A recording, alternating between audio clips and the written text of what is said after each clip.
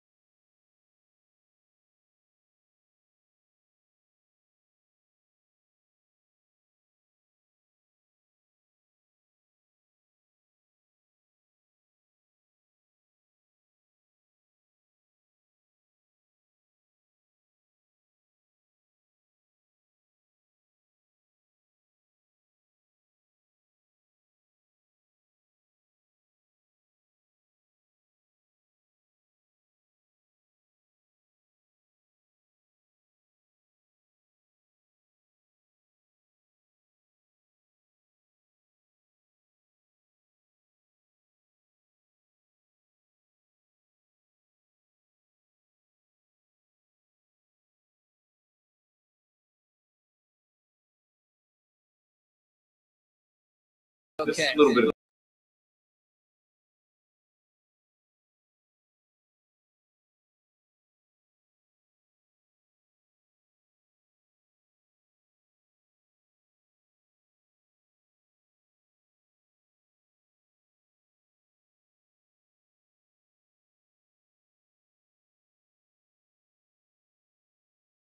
Graph.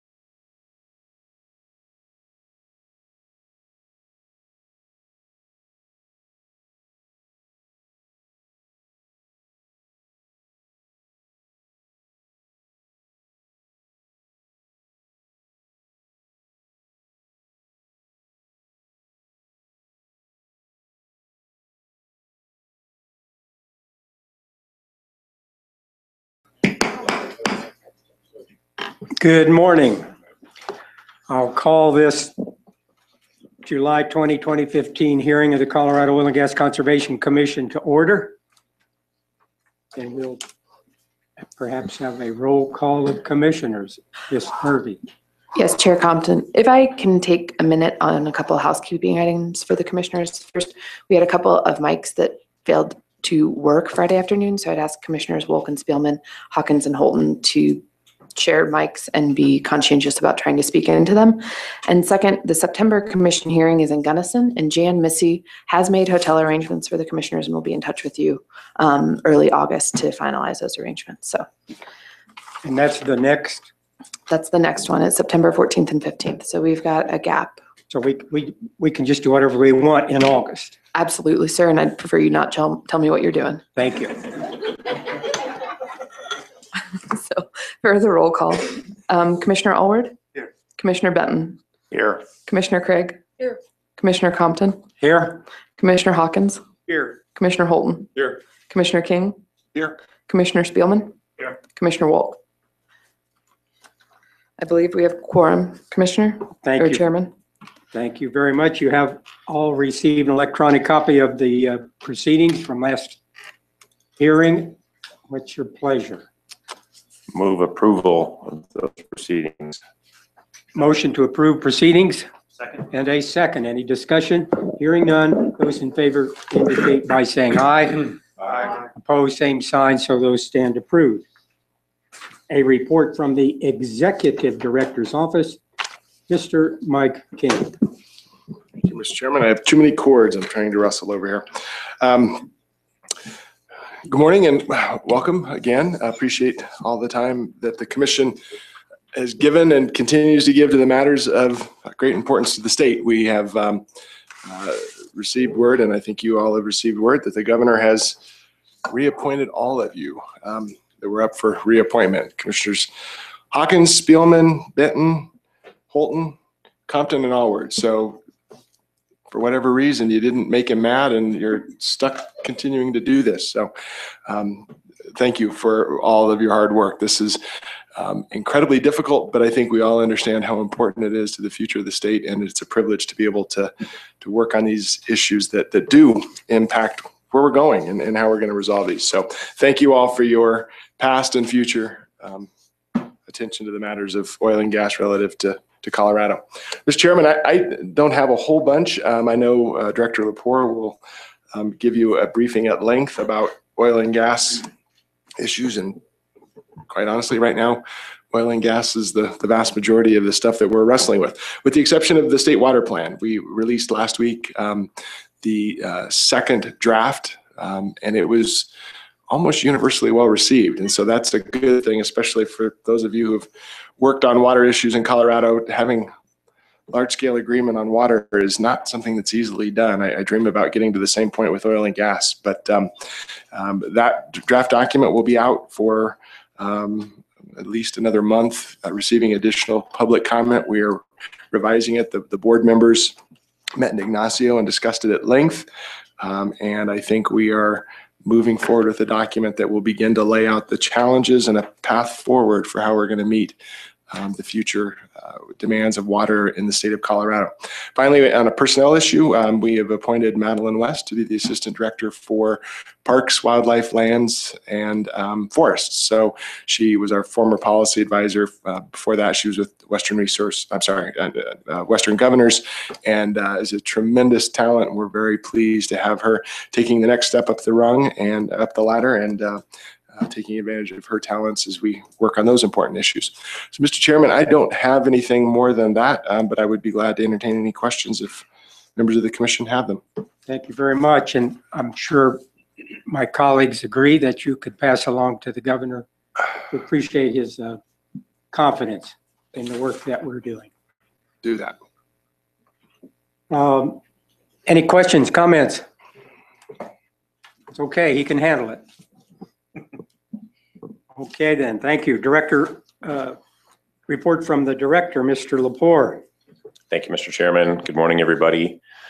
My report will also be relatively short this morning. I want you all to be aware of the staff's outreach efforts that have begun and will really kick into high gear Wednesday. These are outreach meetings on the task force meeting with the industry representatives, COGA, Colorado Petroleum Association, the American Petroleum Institute. We held that meeting on July 7th, and now we have meetings scheduled this coming Wednesday with the city and county of Broomfield. They're the host. What we've done is ask local jurisdictions to host these meetings and then invite surrounding local governments to participate as well. So just to give you a flavor, while Broomfield is the host city, Broomfield has invited the city of Boulder, Boulder County, Erie, Fort Collins, Lafayette, Larimer County, Longmont, Louisville, Loveland, and Superior. So we hope that all of those communities will send representatives to the meeting. We can sit down with all of them and hear from them about their thoughts on these. Recommendation 17 and recommendation 20 are the focus of the rulemaking and will be the focus of these meetings. So that's this Wednesday. The following Tuesday, we'll be in the city of Brighton, meeting with Brighton and surrounding municipalities. The following day, next Wednesday, we'll be in Garfield County. We are also going to meet with Western Colorado Congress and Grand Valley Citizens Alliance while we are out on the West Slope. We're going to meet with West Slope COGA as well. Monday, August 3rd, we'll be in Weld County to meet with Weld County and all the municipalities in Weld County. August 6th, we'll be in La Plata County. While we're in La Plata, we're also going to meet with the La Plata County Energy Council. We're trying to set up a meeting with San Juan Citizens Alliance. Haven't made contact there, so I may need a little help from some of you Durangoans, Durangoites. Durangotans. Durangotans. Glad you said it, Mr. Chairman. We will meet with Weld Air and Water and the Windsor Neighbors for Responsible Drilling on August 10th, and we will meet with Western Resource Advocates and Conservation Colorado on August 11th. So just want you to know, you all are invited to any of those. This schedule is posted on our website. Be happy to see any of you there. You may recall that one of the other outcomes of the task force was the recommendation that COGCC add 12 full-time employees. We had previously requested 2 from the state legislature, so we have authority to hire 14. All of that is in process. I won't go through a lengthy list, but just at a high level, we'll be adding 3 field inspectors, 3 folks to our engineering group, 2 folks to the permitting and data analyst group, 3 people to the hearings and regulatory group, and 3 people to the environmental group. So we're kind of spreading the wealth. Every single one of those hiring processes is in process, has begun. I think we've hired 2. We have a brand new hearing officer sitting in the front row who hasn't officially started, but David, say hi. David Beckstrom will be the new hearing officer officially. I can introduce him again next month too, or in August or September, Gunnison, whenever we next start together. To accommodate those new people, we have some new office space. It's here on the 8th floor. We've almost got the 8th floor captured. We're working on it, but we've just built out this space that is on the this side of the hallway here, down towards that end of the building. Thanks to Wendy Schultz for coordinating that build out. That's part of her other duties as assigned. Real quickly on statistics, June was actually a good month for Form 2s and Form 2As with 340 drilling permits submitted to the agency and 55 location permits submitted. So those are better numbers than we've seen in a while. We still are holding steady at about 38 rigs running around the state. That hasn't fluctuated much over the last few months. And as most of you will realize, that's about 50% of where we were less than 9 months ago. And we continue to see that the vast majority of new well starts in the state are horizontal wells. About 74% of all well starts in the state are horizontal.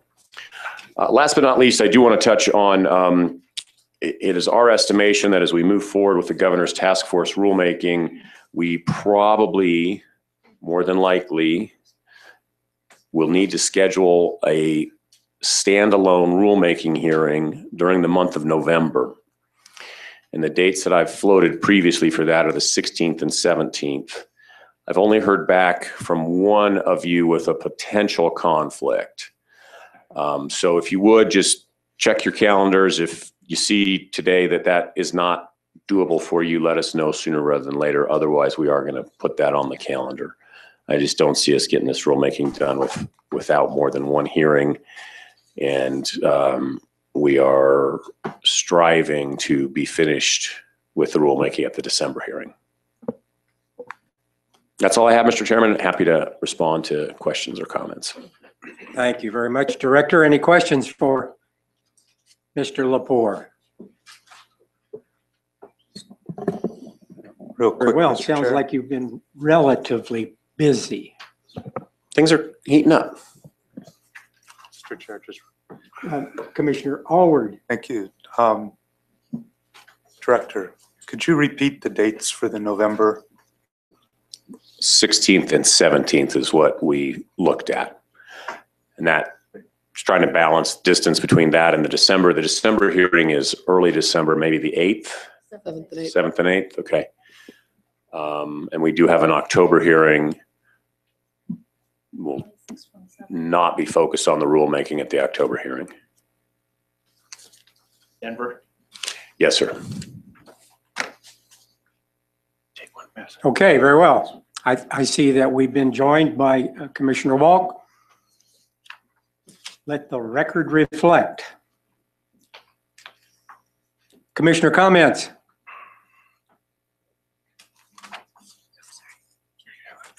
I take that to be no comment. Do you know how people interpret that? Very well. Audience comments. Ms. Murphy, do we have any audience comments? I suspect so, if you'll give me just a moment.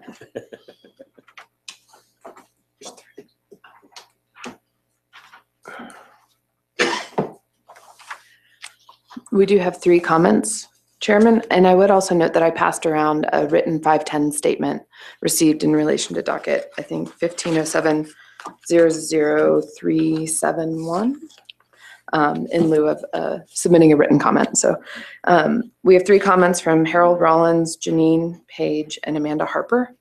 Mr. Rollins, if you'd like to come forward and address the commission.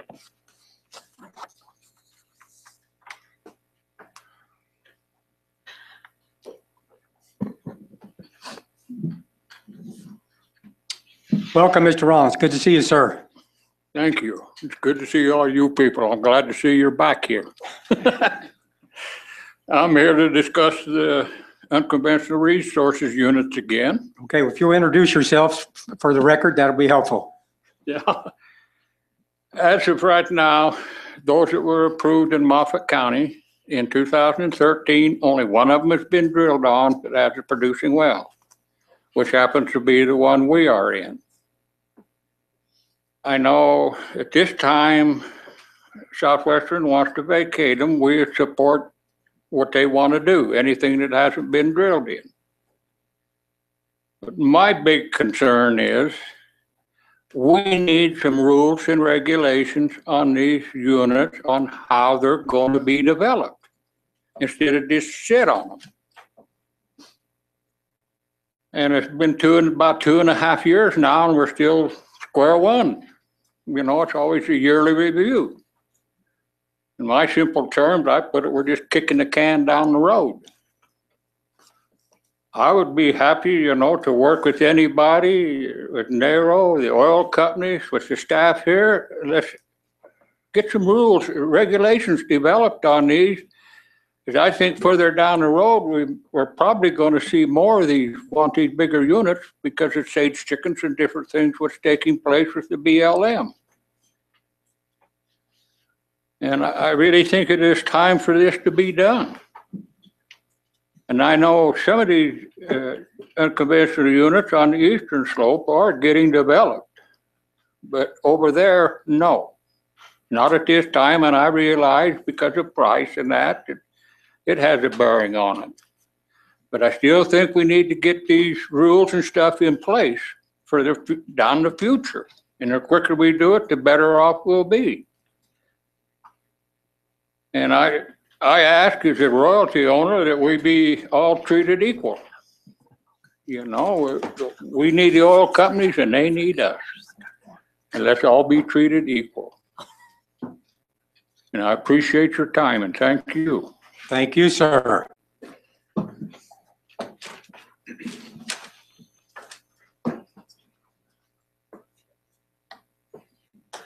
Ms. Page? Yeah, okay.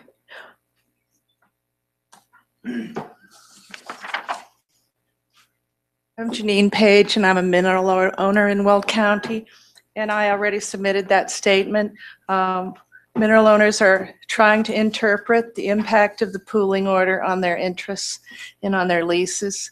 We're trying to figure out what's going on. We love the website. The commission website has told us and teaches us so much, but we would advocate that the commission encourage the working interest owners involved in the pooling to just consider how warmly mineral owners would welcome any kind of public relations updates or news releases on what's happening in their properties.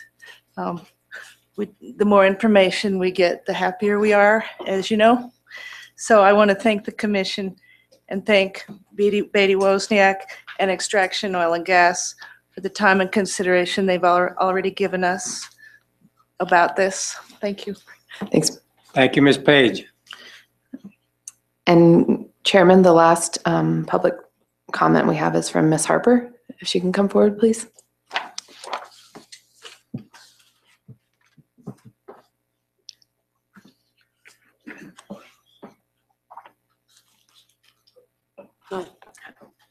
Could you pass these?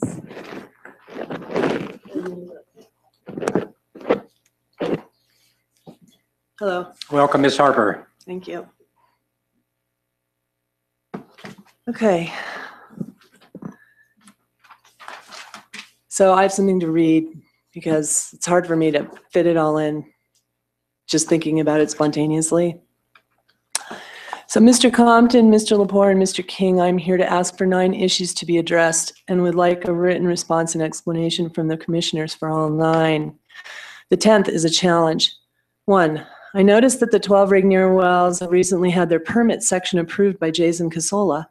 What process would be going on between the COGCC and Encana that would approve 12 wells that are less than 300 feet from a conservation easement and dependent on a major industrial facility site that was arranged between Mr. Regnier and Encana on the conservation easement itself, initially, and until I pointed it out, without the required input from Boulder County, and would likely eventually require the use of a section of road that crosses the conservation easement for tens of thousands of tanker trucks after the 3-year Regnier driveway access agreement ends? It's a question.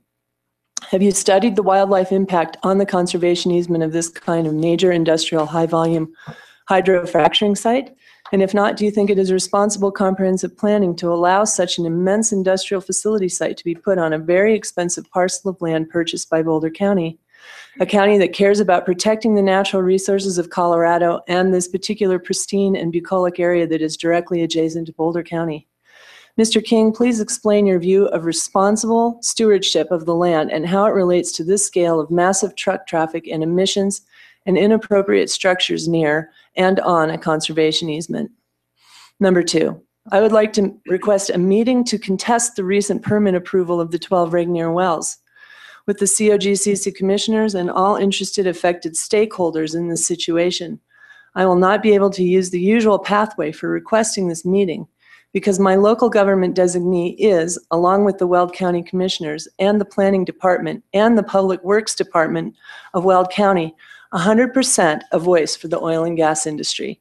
There is not a single thread of public protection from any sector in Weld County from the 2 petrochemical plants being planned in my backyard coming from anyone I have contacted from Weld County, including legislators. All departments have repeatedly shut down communication, denied the requested CDPHE study and access route studies and access permits that should be required. I need to know the process for filing for this meeting without the Weld County LGD. The Weld County government and commissioners do not care at all about their constituents, surface rights constituents, communities, or wildlife, as far as I can tell. Weld County is the oil and gas industry itself, so I have no recourse but to go around the rules and find a way to protect my home and neighborhood and natural area. I cannot let the utter irresponsibility of Weld County, the oil and gas extraction industry, and the COGCC ruin my life without this fight. What are the exact steps for filing to have a public hearing about these 24 wells? Number 3, I did not get a response from Mr. Compton, Mr. Lepore, Mr. King, Ms. Streitz, or Mr. Noto regarding the 65-plus page document I sent, registered and signed for to each of you on June 12, 2015. Why is this? I would like a written response for each section of that document. Number 4, when is the second public response period for any new adjustments Encana is making to the Rasmussen and Regnier wells and their locations before final approval from Mr. Lepore being planned? If there isn't one, which is the socially responsible thing to do, why not? I am requesting another public comment period and another meeting with Encana so that our community can review and comment on any new and recent plans that Encana is proposing since the first public comment period ended. Plans that Encana has been devising, mostly without the community's input for both of these high-volume multi-well pad sites since the Encana neighborhood meeting was almost a complete failure. We need an update about their major industrial facility sites and all access route plans and impacts for the 30 years of the well's operation. Since there isn't anyone in the COGCC or Encana who fully understands the situation in Pleasant View, we need to review any of the plans. 5, why does Encana get an unlimited amount of time to make their plans work and resubmit to the COGCC for their 2 major industrial sites? Particularly because these sites are being proposed in a place that 13 out of the 15 neighbors who will be dramatically negatively impacted are adamantly against their approval, and the disapproving neighbors, including an entire county, got exactly 30 days to comment on a website, which, by the way, none of which have gotten any comments back from Encana or the COGCC addressing all of the issues raised in those public comments, even with one as large as the New York Compendium, which was submitted. Just as an aside, with a raise of hands, who here has read the entire New York Compendium and understands that many of the study results came from Colorado? As well, I want to read the written comments from the COGCC on all of the public comments for the Regnier and Rasmussen sites. And why doesn't Encana have a timeline and rule-based requirement for further communication with the affected community about changes to the original application? Why doesn't the COGCC take any responsibility to keep these concerned citizens informed about the changing details of these assaults in our lives? When will the 12 concerned and severely impacted families be notified of all the changes to and schedules involved with these 2 major industrial petrochemical plants? Do you know what it is like to live with the overshadow of doom that is hanging over our heads about whether or not or when our homes and lifestyles will be ruined? We need answers about changes in the applications, schedules for approval or disapprovals, and updates about why these 24 well applications have not been seen as inappropriate and withdrawn from the COGCC permitting process. When can I get this information and from whom? I would like this information or need it by the end of July. Number 6, I would like a response from each commissioner here today. Do you think the rights of mineral owners supersede the rights of surface owners? Do you think it is legal for the two mineral owners to externalize the cost of their money-making endeavor that will make my home uninhabitable for at least 14 months, thereby forcing me and my family out of our home? Afterwards, we will experience a significant diminished property value from the visual blight, chemical trespass, overwhelming truck use of County Road 1 and Road 18, which happens to be my only access and egress to work, medical facilities, etc. Do you think it is legal in the state of Colorado to diminish my surface rights for the rights of the neighboring mineral holders? If so, please direct me to where it states in the Colorado Constitution that the rights of mineral holders are more important than the rights of neighboring surface owners. Do you think you are following all of the rules and laws of the state by allowing the mineral holders' rights to supersede my surface rights to peaceful, safe enjoyment of my home? In effect, we are becoming collateral damage if these two operations are approved. Is it somewhere in your mission statement to protect my family and all Colorado citizens from harm? And where is this stated? Number 7, do you believe I am an equal stakeholder in this situation that I have unwillingly been put into with Mr. Regnier and Mr. Rasmussen? 8, my husband and I are still waiting to hear back from Encana about how they plan on compensating us for being forced out of our home from the major access and ingress issues and safety issues, including potential explosions and emission risks, and extreme nuisances and light and noise violations during all of the phases of these two major industrial projects. Neither have we heard back from Encana about how they plan to compensate us for the loss of property value afterwards. Mr. Compton, please respond to that. Have you all noticed lately that the Colorado economy continues to thrive? Even with the significant drop in the number of hydrofracked wells being drilled, our economy is still thriving. So after all of the hearsay about how important the fracking was supposed to be to the Colorado economy, we are doing fine. In fact, much better than fine now that new communities are not being threatened by major industrial sites. Without you, for example, Encana, you can take your rigs and go home to Canada. I wonder why the Denver Post hasn't commented on this fact. 10, I am aware that today are the public presentations for the complainant rulemaking. I would like to say that on behalf of hundreds of thousands of the silent citizens in Colorado who had their votes stolen away from them, they lost their right to vote for whether or not hydrofracturing belongs in close proximity to neighborhoods, no matter what the size of the neighborhood, whether it be an urban area or one single family home or near schools and parks. Just now, we are not silent. Just know we are not silent because we don't care. We are silent because of the temporary relief caused by the price of oil, so that we are not currently under direct assault by the oil and gas extraction industry. All of the people in Colorado who have either been harmed, and there are many, or are in the queue to be potentially harmed by the current high-volume hydrofracturing 4 to 44 wells, either by chemical poisoning, lifestyles being destroyed, loss of their home property values, being forced out of their homes, roads destroyed by huge traffic impacts of these large-scale sites, and unwittingly forced into fights with the industry and the COGCC and certain county governments to save their fundamental rights to peaceful and safe enjoyment of their homes, neighborhoods, and schools, are waiting in fear with bated breath for the price of oil to go back up. Colorado citizens have the right to be protected from these large-scale oil and gas operations, from the chemical trespass, visual blight, hundreds of thousands of semi and tanker trucks in neighborhoods, wildlife displacement, ruined and unreclaimed farmland, which there is plenty of. We have rights to not have the externalized costs of this dirty extraction industry on our backs. These petrochemical plants do not have any business next to even one single home. High-volume hydrofracturing site, multi-well pads of 4 to 44 wells impact homes and neighborhoods and schools much more than low-volume hydrofracturing ever have. One home, one family should not have to suffer the effects of these HVHF sites. All Colorado citizens in all counties across this beautiful state should be protected by a half-mile radius from these industrial operations. So hundreds of thousands of people in Colorado are behind and support Boulder County, the City of Longmont, and the Sierra Club, who will be addressing some of these complainant issues today. Weld County commissioners, on the other hand, should be ashamed of their position about repressing the public complainant process. Thousands of Weld County citizens have been harmed or are under threat for being put in harm's way from the new large-scale hydrofracturing operations. And in fact, you are not representing these constituents at all. Zero.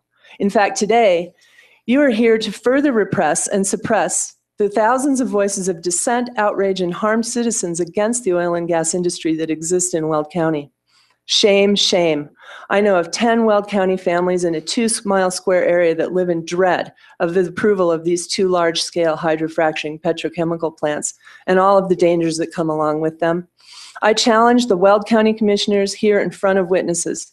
Find out with a Weld County vote on the November ballot exactly where all of your constituents stand. It would be a question to Weld County citizens. How many people support 4 to 44 wells next to their homes, schools, and in their neighborhoods? With every single home getting a mail ballot and a survey, a chance to comment on oil and gas extraction policies and lack of protections, good sense and prudent care for the beautiful land of Weld County. How many people in Weld County have experienced that their surface rights have been violated by the rights of mineral holders? Many. Too many, and they know it. Your voice, Ms. Kirkmeyer, is not the voice of the majority of the constituents you are charged with and paid for by Weld County tax dollars for being the voice for whom you are supposed to serve. It appears you and your other Weld County commissioners have chosen to serve the oil and gas industry 100% instead of the majority of the people in Weld County. Shame, shame. Please explain yourselves.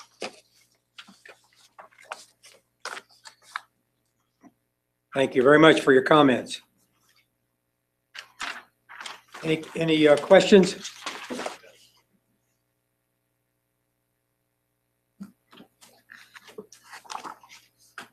Okay, other audience comments? Ms. Murphy. Not that I'm aware of, Chairman. So we have a moment. If there is another one, this would be a good time. Okay, thank you very much.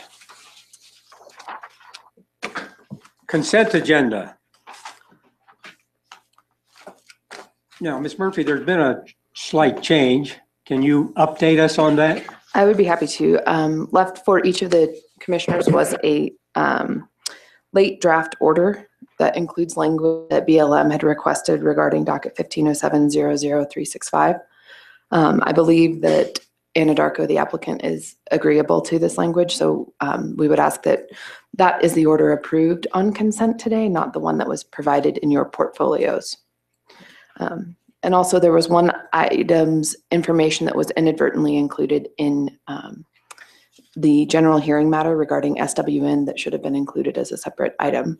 So you have the information that's still on consent, and so we would ask that it be approved as part of the consent agenda. And that's in Group H. That is Group H, correct. And it's docket 1505-00287. Okay, thank you. Okay, commissioners, we have the consent agenda. You're familiar with the process. If you have any reason that you'd like to set one of those items aside, or if you have any conflict of interest you could disclose, we can entertain those. Mr. Chairman, Mr. Benton. are we also including the enforcement matters group A? We'll take those separately, but Okay, yes. so this would be just A through Z inclusive then. A through Z, that's about all the letters there are in the alphabet, Yes. I think. Well, I think H is, they left H off for some reason. Oh, did they? Well, they've added But now it's been added H back. back in, just so it would be whole. Then I would move approval of A through Z inclusive. We have a motion for approval of the consent agenda, groups A through Z. Second. And a second. Any discussion? Hearing none, then all those in favor indicate by saying aye. Aye. Opposed, same sign. The consent agenda stands approved. Enforcement matters. Group A. Ms. Murphy, can you give us any direction here? Well, staff is in a position that we think they should be approved as submitted to the commissioners in your portfolios. Okay. Commissioners? What's your pleasure relative to the enforcement matters, Group A? Again, if I could ask, request the The first item on, oh, never mind. That's something different. Never mind. Nope, sorry. Okay, I am never minding. I messed up. Motion to approve. We have a motion to approve Enforcement Matters Group A and Second. a second. Second. And a second. Any discussion? Hearing none. All those in favor of approval indicate by saying aye. Aye. Opposed, same sign. Enforcement Matters Group A stand approved. Thank you. Rulemaking hearing. It appears that we're, oh, I should not say that. Slightly ahead of schedule, but That is true. So the first item we had this morning is the complainant rulemaking docket 1507-00346. Staff has prepared the order of presentation to begin with staff, to be followed by COGA and Bill Barrett Corporation, followed by Colorado Petroleum Association, and then American Petroleum Institute, or CPC, Boulder, Longmont, Weld County, and then we would receive any 510 statements. I don't have any at this point in time. And then if the parties have reserved any rebuttal time, they may utilize it in the same order, and then staff will close. you have, you're the official timekeeper, and these folks know their more or less time slots. I would be honored to be Honored. honored. Thank you. Mr. Lepore, I guess you're going to start us off. Thank you, Mr. Chair. I'll move over to the witness table. Just a second. I noticed a hand in the audience. I don't know how important that is, but it is Ms. Jost, and we. Thank you. Jamie Jost on behalf of the Colorado Oil and Gas Association with Burleson LLP.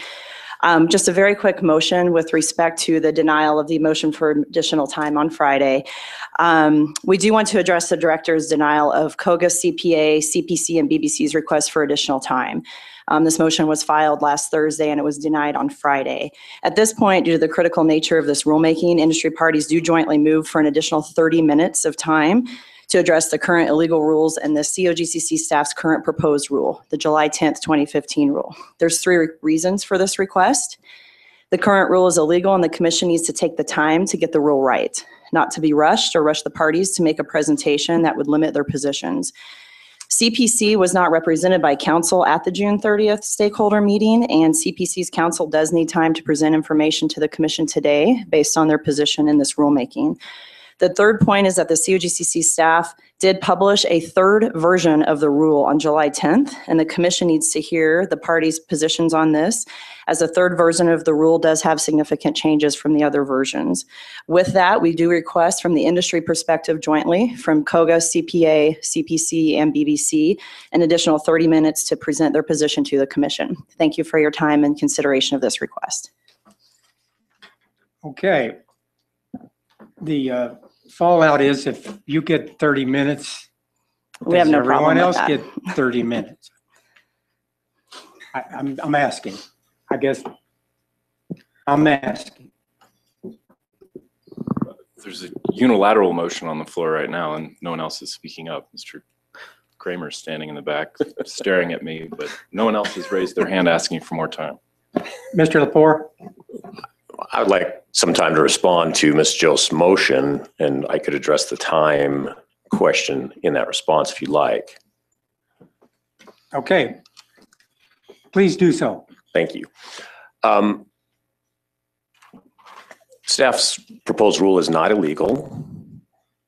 Just want to make that clear. We did make a change on July 10th after our second meeting with stakeholders. Really, I think the motion filed by COGA and on Thursday addresses something like 10 words, a phrase in one subpart of the rule, which is why we denied the lengthy supplemental pleading that they filed, along with the fact that had we accepted that, we would have had to accept written responses to that, and this hearing would not have gone forward today. It would have had to have been continued. My view is that the commission could offer changes to the rule today. That's why we're here. We're here to have a rulemaking hearing on proposed rules that you are free to change as you see fit in response to something that the staff says or something that COGA says. That's how this process has always worked. That said, I think we have time today. I think 30 minutes is more than COGA needs, to be honest. But if COGA gets 30 extra minutes, staff wants some extra time so that we have adequate time to respond to their arguments. And just for clarification, it's not just COGA, it's the industry as a group that would split that additional 30 minutes. It's COGA, CPA, CPC, and EBC. Thank you. Chairman? Okay, Thank you. excuse me, Commissioner Spielman. Thank you. I don't have a sense for what's the batting order today. There's a lot of people, for those listening on the web broadcast, there's a lot of people in the room, a lot of lawyers, a lot of other people as well. How are we proposing splitting up the time, Hearing Officer Murphy? Currently, the time is split up with 35 minutes to staff for its presentation and response. COGA and Bill Barrett Corporation agreed to share 15 minutes. Colorado Petroleum Association initially requested 15 minutes, but has since ceded 5 of its minutes to API or CPC. Boulder and Longmont were jointly allocated 30 minutes, and Weld County was allocated 5 minutes, and I believe Garfield County may give a 5-10 statement in less than 5 minutes. So that's what we all agreed to during the second stakeholder meeting. And Ms. Jose represents whom today? I'm here on behalf of COGA, but this motion is made at the request of all the industry parties based on their authority. So who would somehow, if the motion were granted by the chairman, would somehow split that additional 30 minutes? Correct. On some basis. Correct. Thank you. Thank you. Thank you, Mr. Chairman. Okay, commissioners, I am inclined to grant the motion. I'm not sure about 30 minutes, if we can negotiate that in any way. Chairman? I am, ma'am. Would it be helpful to perhaps hear from Boulder or Longmont counties as well who haven't spoken as to this issue? Well, perhaps it would. I was going to say the commission really desires to have the very best information available so they can make the very best possible decision.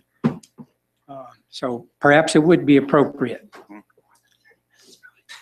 Commission, Dan Kramer. I'm an assistant city attorney with the city of Longmont. I just want to second what Director Lepore said. The parties came together at the stakeholder meeting. The industry requested 30 minutes. Boulder County and Longmont requested 30 minutes. That was granted. After that time, few changes were made. Nothing warranting the industry having double or triple the amount of time it requested at that time. Boulder County and Longmont have prepared for a much shorter amount of time, and there is no need to expand the amount of time. That's all. Thank you. Another.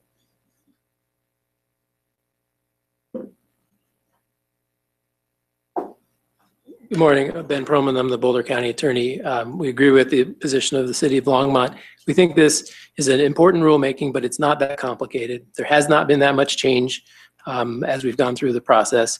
That 30 minutes is ample time to address the issues that industry and others would like to address.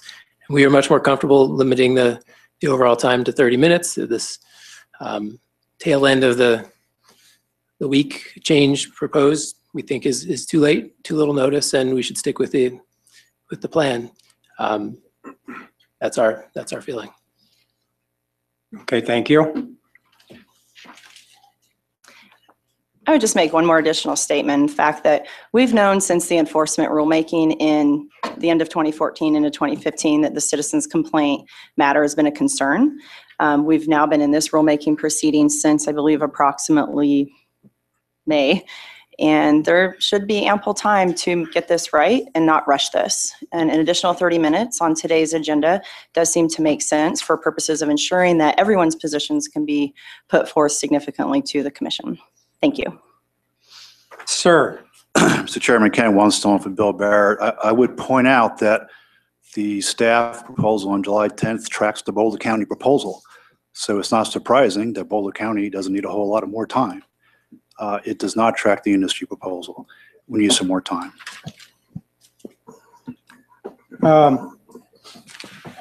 Okay.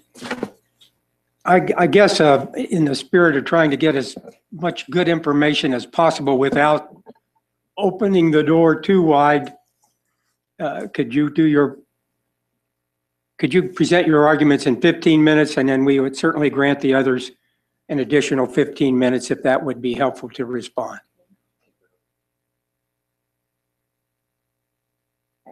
Yes, sir. Colleague, Commissioner Allward. Thank you, Mr. Chair. I have concerns with this in that it seems to address the very issue that one of the very issues we're looking at today of presenting of a complainant or a party presenting new information, surprising other parties, and certainly us. We won't have had a chance to read through and evaluate what material is going to be presented at this point in time. It's new to us, potentially new to the other parties. I'm not sure we'll be getting the best information by granting this request. Any other comments from commissioners? I am inclined then to grant the request for 15 additional minutes with the understanding that the other parties will also have additional time should they so choose. I'm doing that based upon my understanding that from Director Lepore that most of this revolves around a couple of sentences, and hopefully we can clarify and, if need be, change that a little bit. Okay, thank you very much. Thank you very much. Now, is that going to really upset the timer? No, not at all. I just wanted to confirm with Ms. Jost about how I should allocate those 15 minutes. Take a 20-minute break and then Yeah. figure it out. Thank you. My issue is, it strikes me that it's just a bunch of organization reps who have to go ahead and do the same thing because they need to be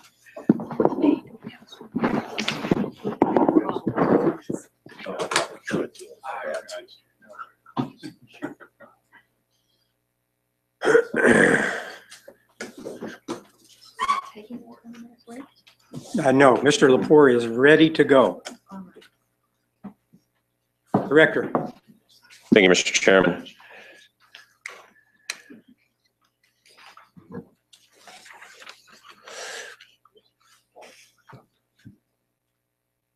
There we go.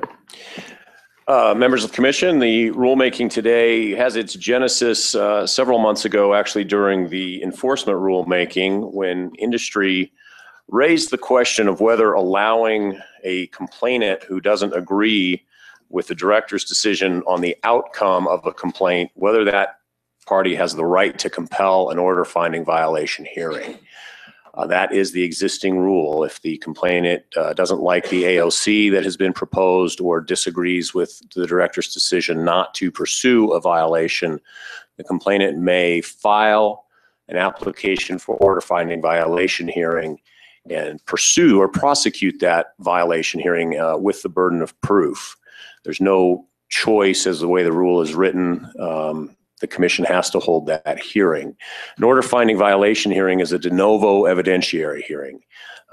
In the circumstance where there's been an AOC negotiated with the operator, between the operator and the staff, that essentially gets put aside.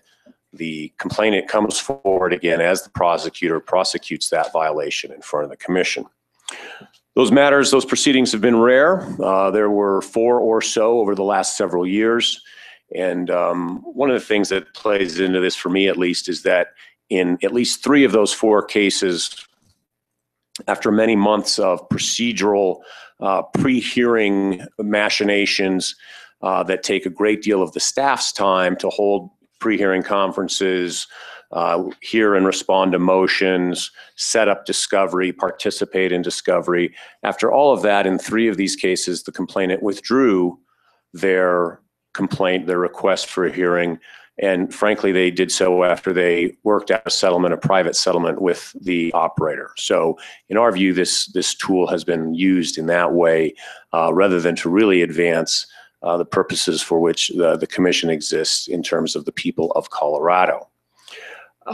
With all of that, it's quite clear that the commission, the staff, and I think the stakeholders agree that a complainant should have a right to have the decision of the director reviewed by the commission. You are the governor's appointees, you are the rulemaking body, you are the entity that has the final say so. So what we've tried to do in these rules is preserve the right for a review of the director's decision, but take out the right to a de novo hearing prosecuted by the complainant. We've also tried to make this review process fairly streamlined. Our view is that this should be a review on the record upon which the director's decision was based.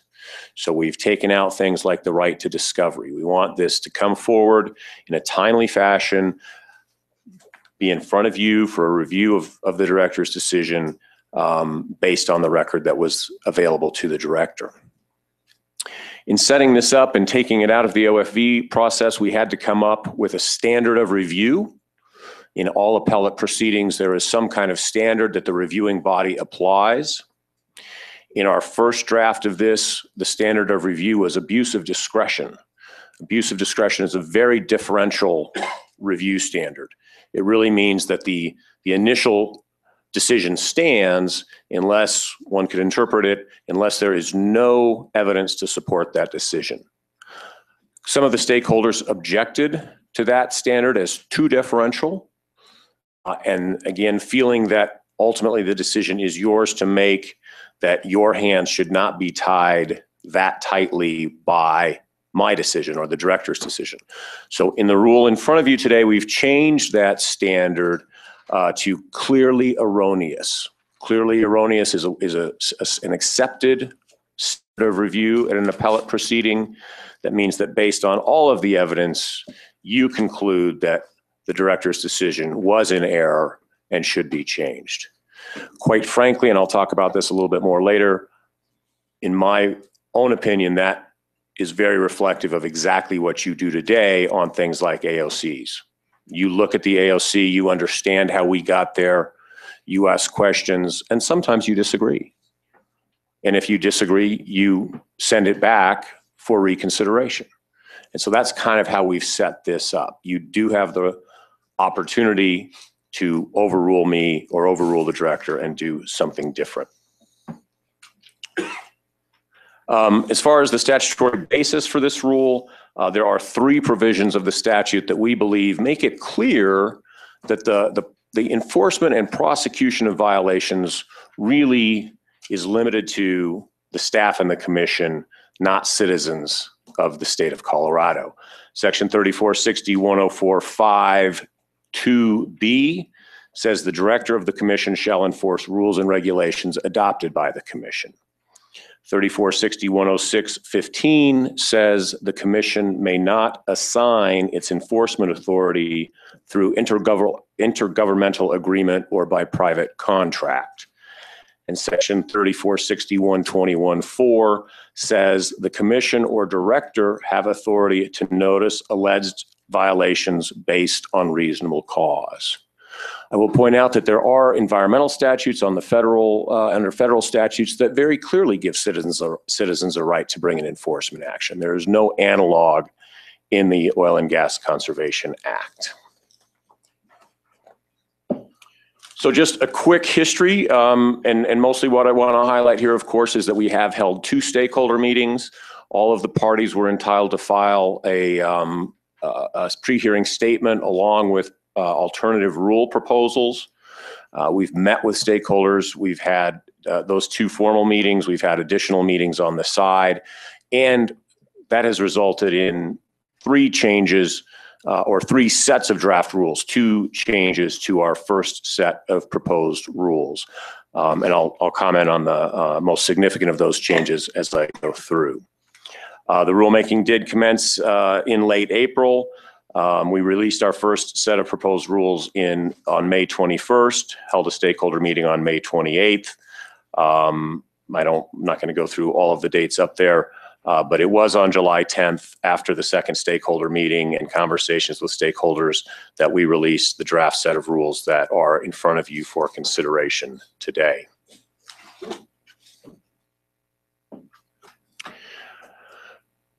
So getting into a little bit more detail, changing this from a request for an order finding violation hearing, we actually needed to come up with sort of a new device rather than an application, because an application is something that is filed in front of this body for a hearing. So we've created a petition for review to be filed by a complainant.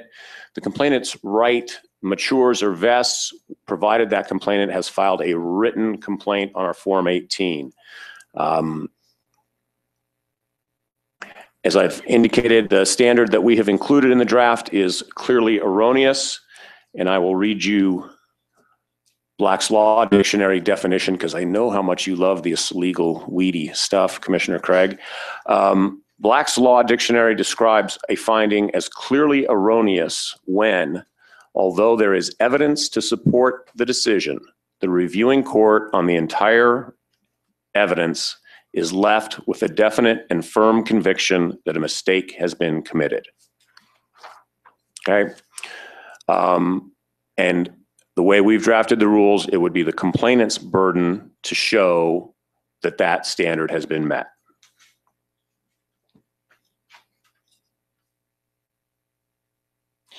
The third important point that I want to make, that I've touched on a little bit, is that we do want this to be a timely process. We don't want this to drag on for months. That's what happens currently. And it's not a de novo hearing. It is a review of the record in front of the director on the decision. So we've taken out pre-hearing discovery absent a compelling need as determined by the hearing officer, and I'll talk about that a little bit further.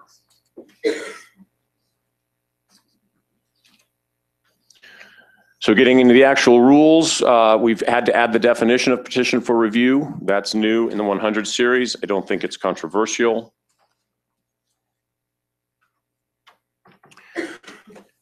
A petition for review is an available tool to be used if the director decides not to issue an NOAV for an alleged violation that was identified in a written complaint, or if the complainant disagrees with the settlement terms in a final proposed AOC settling a violation arising directly from a written complaint. I will tell you that in the first draft of the rules, we had not included the right to challenge the director's decision not to issue an NOAV, feeling that that was a matter of prosecutorial discretion, that it is the staff who has the expertise and the experience in the application of our rules to the facts that they investigate and see. Again, however, stakeholders, including the city of Longmont and Boulder County, objected, pointed out that you are the ultimate authority, you are the governor's appointees, and we concurred that was right and changed that rule. So now, and this is as it is now as well, a complainant can challenge through the OFV process under existing rules both the decision not to prosecute the NOAV or the ALC. So we're sort of back to status quo after hearing from stakeholders. And again, I don't think there's any objection to that particular provision.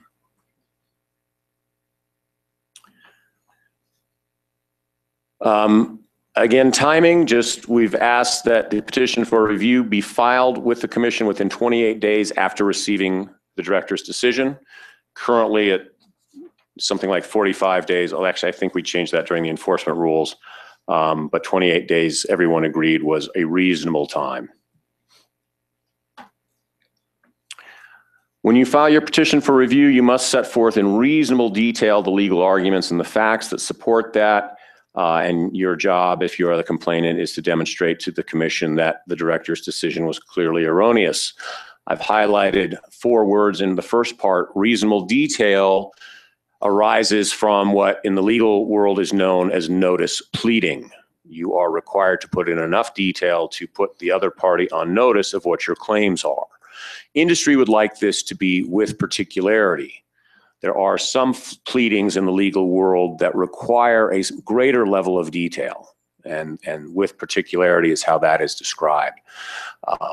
Staff's position on this is that reasonable detail is sufficient for these purposes, that particularity is not required in this circumstance. I've spoken enough about clearly erroneous. I will not go into that further. I'll wait for your questions. The next part leads us towards one of the things that the industry is concerned about. Question arises when the complainant decides to challenge the director's decision and comes forward. We don't want the surprise evidence. We want the complainant to put forward early in the process everything for the benefit of the staff so that we can make a sound decision based on all of the available information and evidence. To that end, our intent was to, as I've already said, have a review on the record and not allow new things to be introduced. In the course of the conversations with the stakeholders, enough circumstances were pointed out where something out of the ordinary could happen, something could be discovered in between the decision and the appeal, et cetera, that we wanted. Essentially, staff's position is that there should be an off-ramp, a narrow off-ramp. So we've drafted it that the complainant can ask the hearing officer to continue the petition for review hearing if there is compelling evidence of a need to do so. So it's a high standard, compelling evidence, and it's only a continuance of that review hearing in front of you. And the way we've drafted it, that first decision about whether there is compelling evidence is made at the staff level by the hearing officer, right? So just if you can think through this, the complainant comes forward, says, I know this is the record review, but I found yesterday, I finally got a phone call back from the expert witness I've been trying to get a hold of for 3 weeks. They were in Jamaica. Now they're here. Now they want to testify. I need 10 days to prepare them. They make my case. Maybe that's compelling evidence. We allow that to happen. The hearing officer makes that decision. A continuance is granted. Again, trying to keep a tight lid, a narrow box on that process. Director, would you entertain a question or two during your discussion? You want us to hold them until you've completed your... I'd be happy to answer questions, Mr. Chairman, provided that the Cracker Jack timekeeper to my right stops the clock and doesn't count that time against me. Fine. She's using a prize she got from a Cracker Jack box. The commission then itself was not involved in making any determination about the existence of compelling evidence. It's the hearing officer that makes that determination. That is correct in the first instance, Mr. Chairman. I suspect that it is highly likely that should the staff say to the complainant, we don't think you've met that burden, we'll see you at the next hearing. In the normal course of events, we would allow the complainant to raise that issue with you and say, once again, the director erred, and allow you to review that decision. And that is of concern to the industry. And I'll get to the language that specifically causes them trouble, but I think that troubles them, that if you said, yep, we agree with you, Director Blewett, let's have that evidence. Their concern, I think, they will speak for themselves, obviously, but their concern is that you're off then into an evidentiary hearing instead of this petition for review on the record. In my opinion, that is easily cured by you saying, we're going to have a continuance. We're not going to hear this today. This is not an evidentiary hearing. You go, staff, complainant, operator, figure out the scope of this narrow additional information that's to be developed, And then you can put that into the record. The director can evaluate that new information as well. Then we'll see you back here as necessary. It does not seem like rocket science to me. It's what we do. Commissioner Craig? Just question and clarification, because I'm stumped on a couple of points. One, reasonable detail, I understand. I mean, I could very easily see that a complainant comes to us and has pictures of a violation.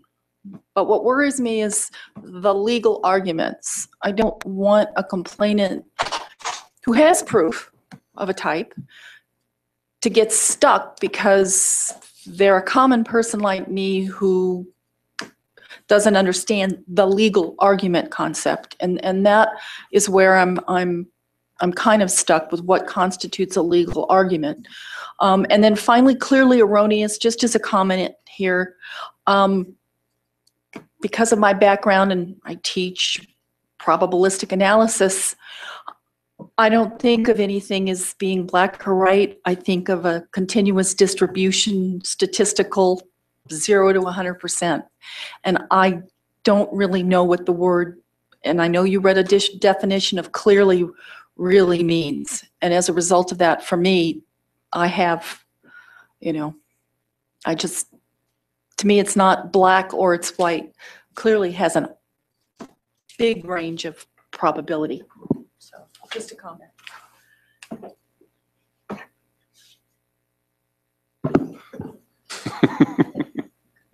Okay, Commissioner Benton, did I open up a Pandora's box?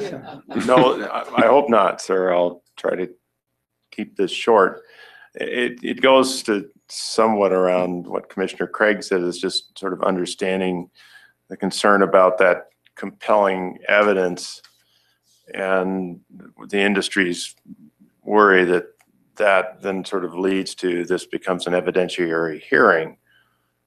So what I heard you say is that if there is compelling evidence, then to get around it, or the solution is then you ask for a continuance, in which case then all parties get to look at what this particular dead rat has been thrown on the table, and we get to look at it and figure out exactly what it may be.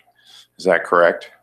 That's correct, Mr. Benton, Commissioner Benton. And in the first instance, it would be the staff granting the continuance and the staff looking at the dead rat that had been thrown in front of us.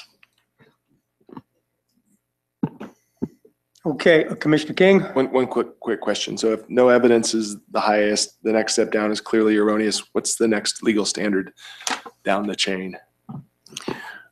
In probably somewhat large steps, I think it's de novo, that you don't have any, you give no deference to my decision, to the director's decision, and you're just hearing it anew. Well, we got preponderance of the evidence in there somewhere, and it's been too long, thank God, since I practiced law, but is it preponderance of the evidence that would be for the real lawyers in the room? Yeah, I think that's the same standard that would be applied in a de novo proceeding. The party with the burden of proof would need to prove by a preponderance of the evidence that their position should win the day.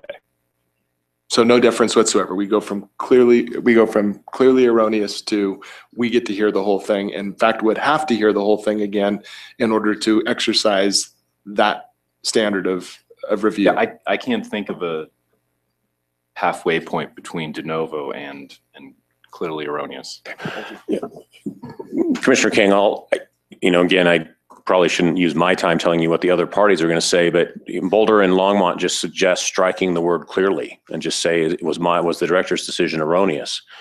And they had proposed language earlier that says something like, not warranted by the facts and the law. And there's a lot of words and there is a spectrum. And again, I would just tell you that as I've seen you over the years look at the AOCs that come in front of you, you don't always agree 100%. You say, I would have done this a little bit differently. Instead of 25,000, I probably would have done 35,000. But you don't, at that point, overturn it and send it back. And we try to absorb that information from you for future reference. And so I think that's where that's the standard. If we say 25 and you want it to be 26, frankly, we'd rather it not get sent back. It's inefficient. It's unnecessary. But if we say 25 and you think it's 75, there's something wrong. That is my definition of clearly erroneous, if that helps. Thank you for that discussion, because I wanted that discussion to help me get it straight in my head. Absolutely. Thank you. May I Please start the continue. clock again? Please continue. So the concept here is that after the petition for review is filed, you will hear it within 35 days. So it's not necessarily the very next hearing, but it's the next hearing that gives us everybody time for notice, right? So this is all in supposed to be a process that happens in under 2 months.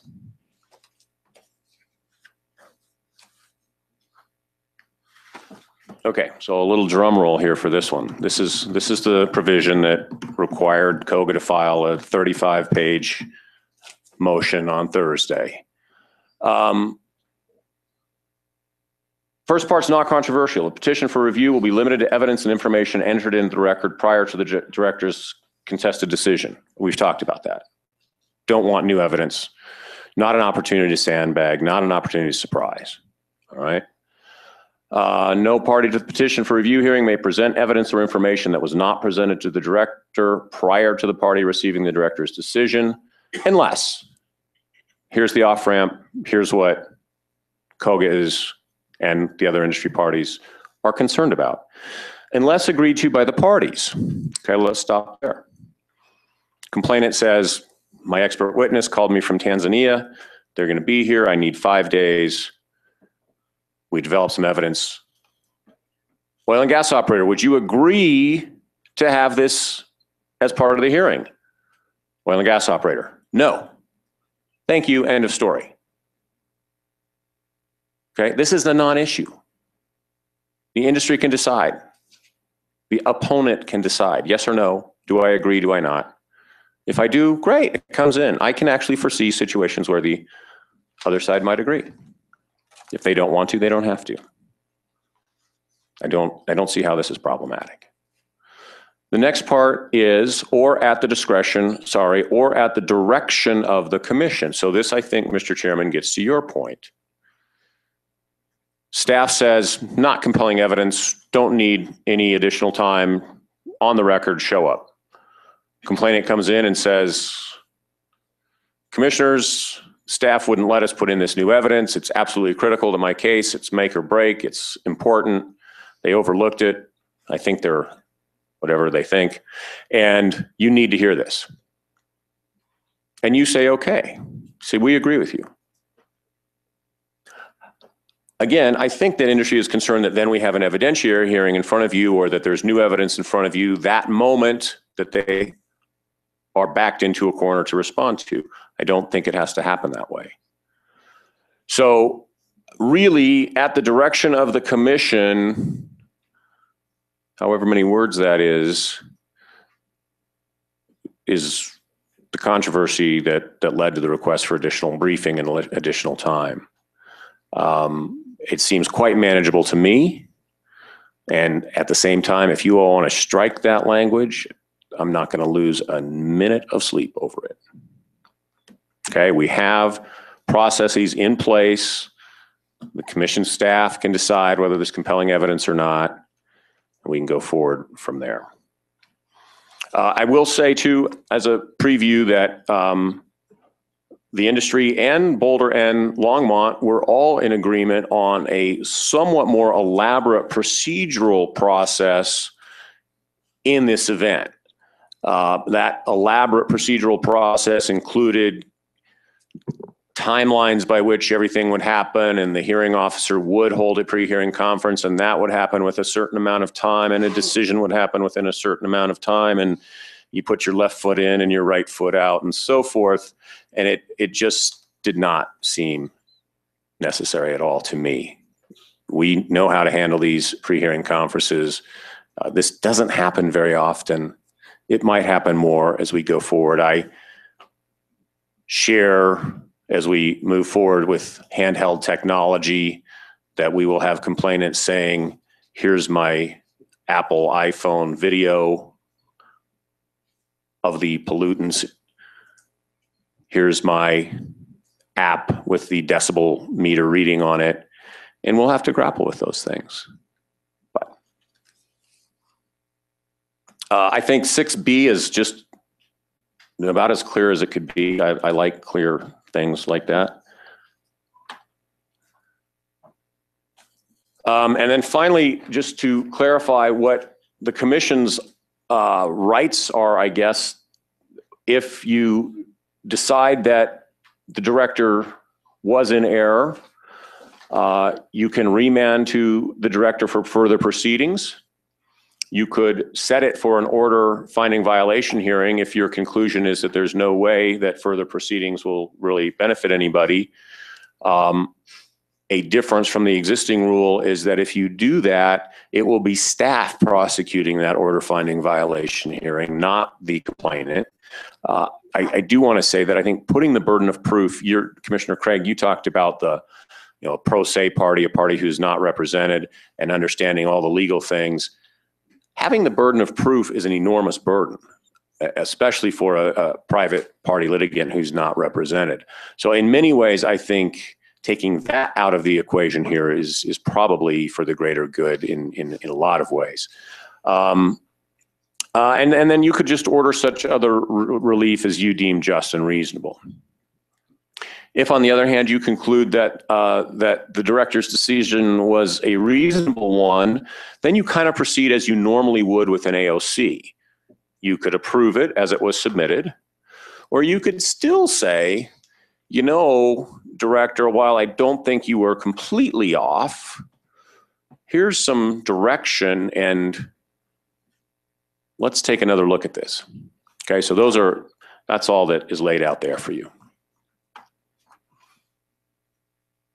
So that's what I have for you. I appreciate your time. And of course, if there are additional questions, I'm here to answer them. Commissioner King? Director Laporte, so under what we're going to hear from industry, the only standard by which any additional information could come forward after the determination by the director would be upon stipulation of all of the parties?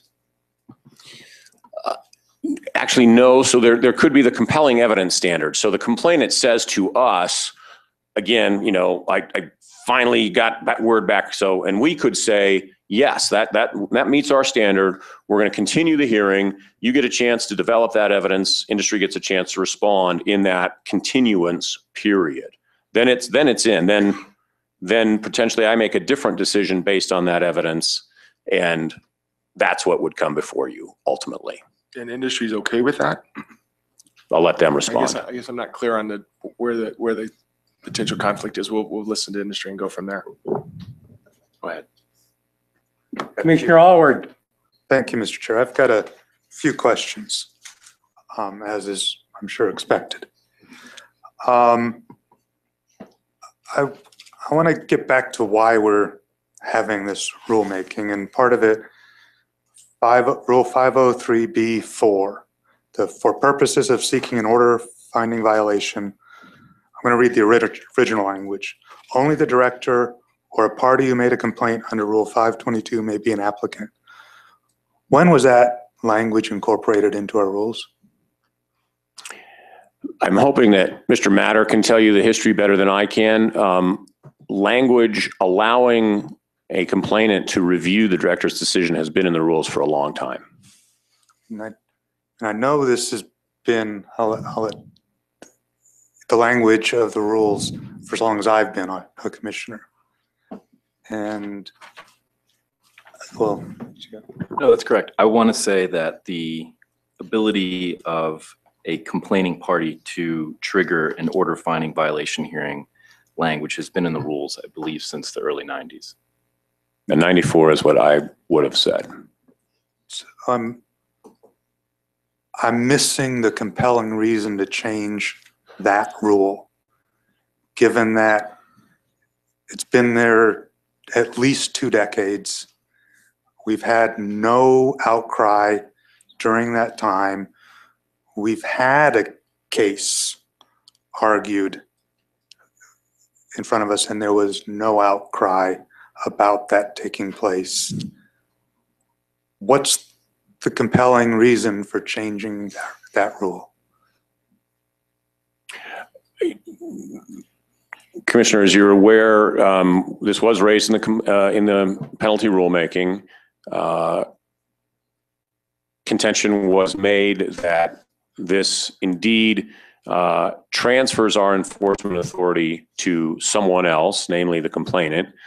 And the statutory provision that I read at the beginning prohibits transferring our enforcement authority. There are additional statutory provisions that I read that indicate that it is staff and the commission who has the authority to enforce violations, and that handing that off to a complainant who disagrees for whatever reason with the director's interpretation runs afoul of those statutory provisions. If you recall, I believe it was the April hearing, Executive Director King asked that the Attorney General's office look at this, and the Attorney General's office provided a memo that you have that conclusion, I'll paraphrase, was that there is a legal risk here that if the existing rule was challenged by industry, who clearly has indicated they would challenge it, it may be found that it runs afoul of those statutory provisions that I've mentioned. When this was discussed with the commission a couple of months ago, again, there was a very, very clear sense of the commission that any decision by the staff should be reviewable by the commission. So what we've crafted here keeps that review process in place. It changes the absolute right for the complainant to automatically compel an order finding violation hearing. I take issue a little bit with the no outcry part.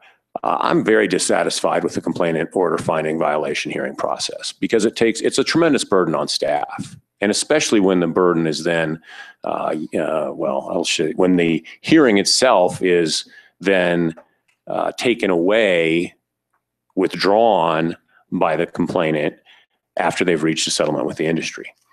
All of our rules, a statutory provision that Assistant AG Matter will help me find and cite and quote here in a second, allows a private party who asks us to enforce an alleged violation. If we decline to do so, that party may take that to the district court. So there is a remedy here beyond our process that that person can avail themselves of. Okay. Thank you. Did you have a follow-up? Just a couple comments because I've been involved in this also. To me, the best indication that this rulemaking is the appropriate legal thing to do is Section 121 of the Act. And Section 121 says, in the event of a violation, either the commissioner or the director can issue a notice of alleged violation. And under the old rules, under the rules that you're debating today, and the one that you identified, that aspect is sort of skipped. And under the prior rules, a complaining party had the ability to skip the NOAV process essentially and compel an order finding violation hearing. And that's, I think, the fundamental change that this rulemaking is bringing about. And the statement of basis and purpose says the act, when read as a whole, suggests this is the right legal outcome. And I think that's true, whether it's 106.15 or the aggrieved party provision, which Matt referred to, which I don't know off the top either, gives an outlet for a complaining party to run to district court if they raise a problem with the commission and we do nothing about it. So as a whole, this is the appropriate outcome. I guess just to follow up, I have some other questions. It's just, I find it interesting that a generation of oil and gas attorneys, of staff, of commissioners, of legislators, and attorney generals have not drawn this conclusion up until last year. And so if the legislature had problems, if the attorney generals over the last 20 years or so had problems, I would have expected it to have been resolved by now. But maybe my expectations are too high. I'd be willing to pause, but I do have a few questions still. If I can just, We'll give some other folks an opportunity and come back to you, Rich. Director King? Mr. Chairman, just to give a little bit of context, I think what we've seen is a provision that's lied relatively dormant for an extended period of time, all of a sudden was being utilized more often, and as Director Lepore stated, maybe utilized in a manner that wasn't really intended to address the issues that were in the OGCC's context, but were rather being more broadly utilized to resolve broader conflicts between operators and surface owners in the area. Commissioner Benton? So what I heard from what you said to some extent, and what Mr. King also said, is that this is laying dormant when it has come about, I think 4 times, I think, since in the last several years, many years. It's taken up a lot of the staff's time. And by making this change, you've put something in, we'll put something in place that will reduce the staff's time, provide a more expedient way to do it, and also address the issue within Section 121 of the Act. Is that sort of the quick, is that a yes or no answer? I agree with your characterizations, Commissioner. I think that is all fair and accurate. And I guess I want to point out too that in the event that you do feel that the commission does decide the director was in error, then there is the opportunity for the full de novo order finding violation hearing being prosecuted. It just wouldn't be the complainant's burden to do that. And again, to me, that is a better outcome all the way around. Staff is far better equipped with resources and expertise to act as the prosecutor than the average citizen. Okay. And then one clarification you mentioned, and I think we'll wait also to see at the end, I believe it was 522(6)(b)(a). That was the concern. I think you said that the addition of at the direction of the commission was something that the industry had concern about. Yes. Yes, sir. And so I'll save my comments till I wait to hear what the industry said. I just want to make sure that that's what I heard. Thank you. That's correct. That's all I had. Any other questions from, I guess, Commissioner Allward? I held off as long as I could. I expect more from you, Mr. Chair. Thank you. I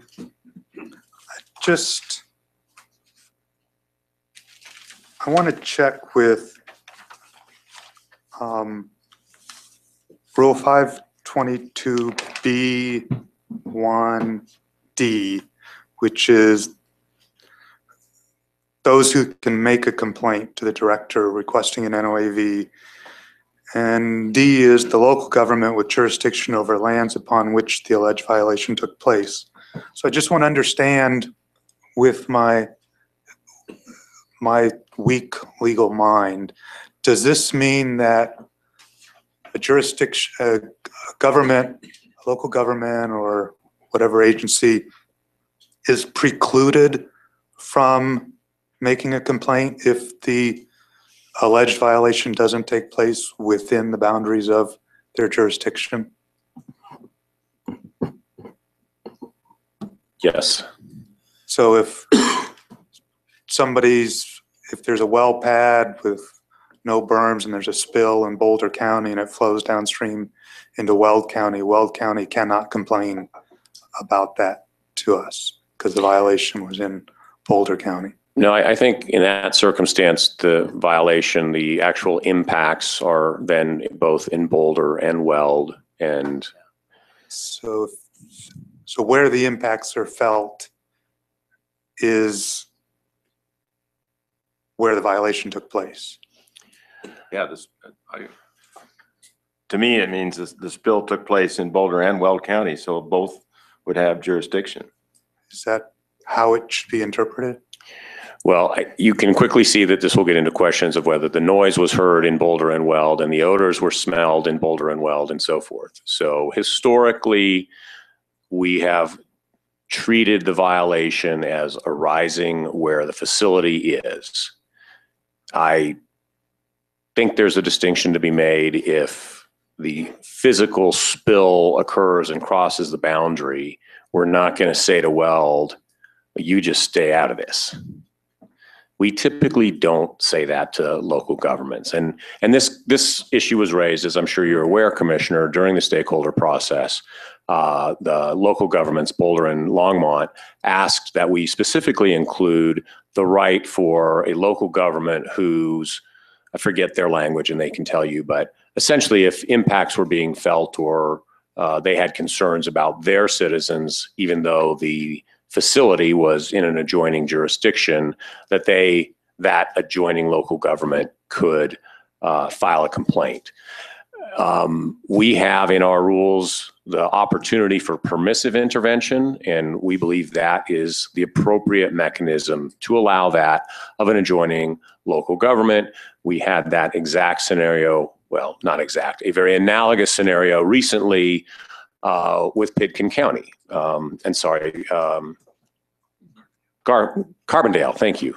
Carbondale wanted to participate in the hearings about the locations in Pitkin and Garfield County.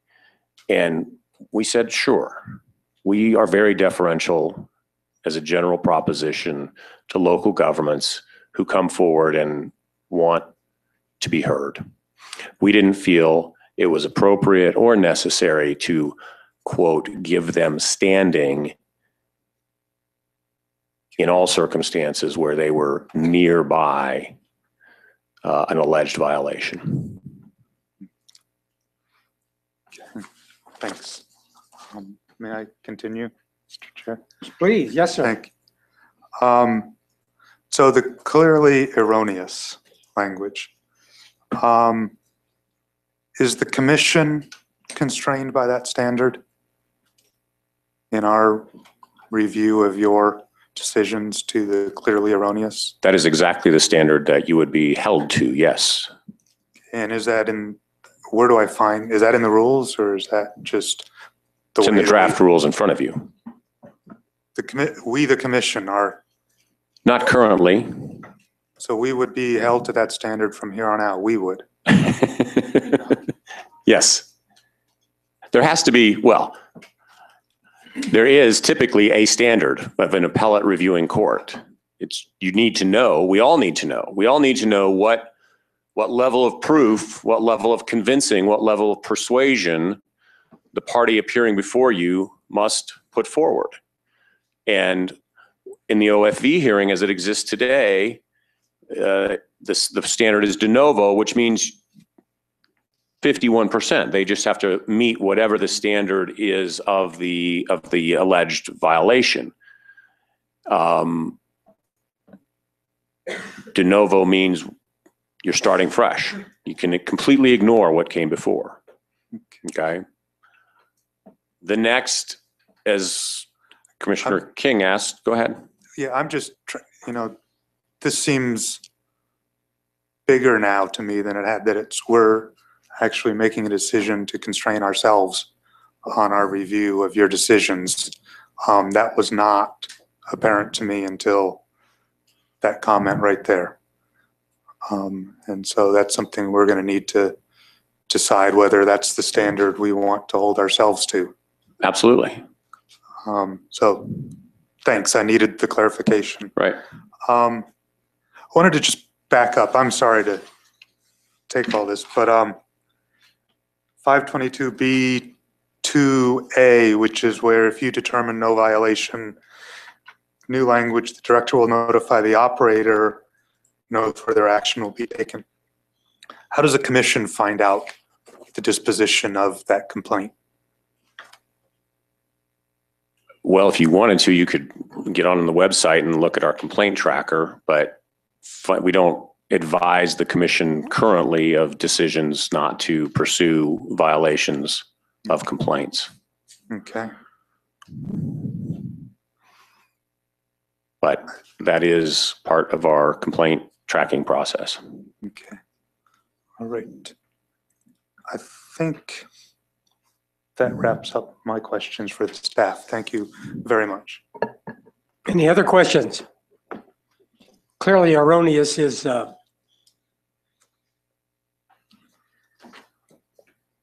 you and staff suggest there are violation of 10 rules.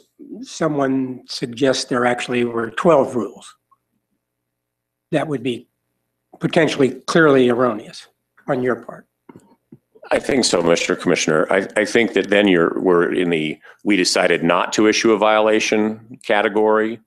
And yes, I think the standard would be the same, that you would, and look, it be somewhat maybe blunt. I would submit to you that the staff is the entity that day in and day out investigates alleged violations, conducts inspections, and has the expertise to apply the law to the facts. And honestly, I feel that some deference is warranted there. I am not saying that we are infallible by any stretch of the imagination. I'm not even saying that reasonable minds wouldn't disagree. I think it's reasonable under all of the way this works. Again, as I've said, that if it was, 51-49, you would stick with the decision of the staff. If it gets somewhere above 60% and you are just looking at yourselves and each other and me shaking your head, then it's appropriate to change the staff's action. Whether that's the amount in terms of the AOC or the decision that there was or was not a violation. What I guess kind of where I was trying to go was clearly erroneous. Most of the time is quantitative. 10 barrels versus 5 barrels, whatever. We don't move over into an area where interpretation of the severity of the impact to air quality, we get into some areas that are, as you say, reasonable people could disagree on the interpretation. Or do we? Or is the potential there for that to happen? Do you sort of kind of understand what I'm asking you? I'm going to confess to being a little in the weeds, in the dark, but let me try to answer regardless.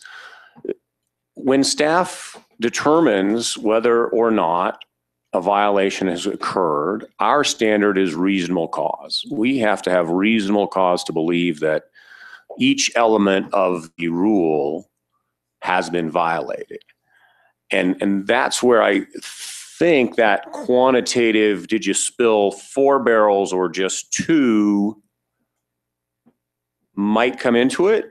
And if your review said, look, Director, we look at the same evidence you looked at, and it's obvious to us that there were, I'm going to use a different number, 25 barrels spilled. We don't see how you could possibly have concluded that that was 1.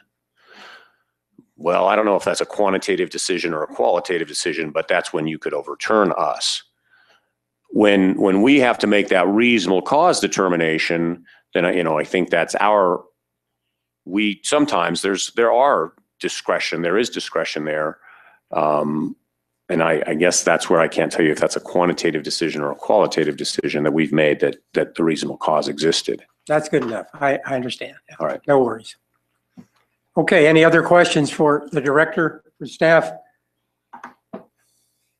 Okay, Ms. Murphy. Chairman, we've been going for an hour and a half. If we want to take 5 minutes to let industry get set up, I would suggest that. Tell you what, I'm going to see your 5 minutes and raise it 5. We're going to take a 10-minute break and reconvene at 10 minutes until 11 o'clock. Lovely. Thank you.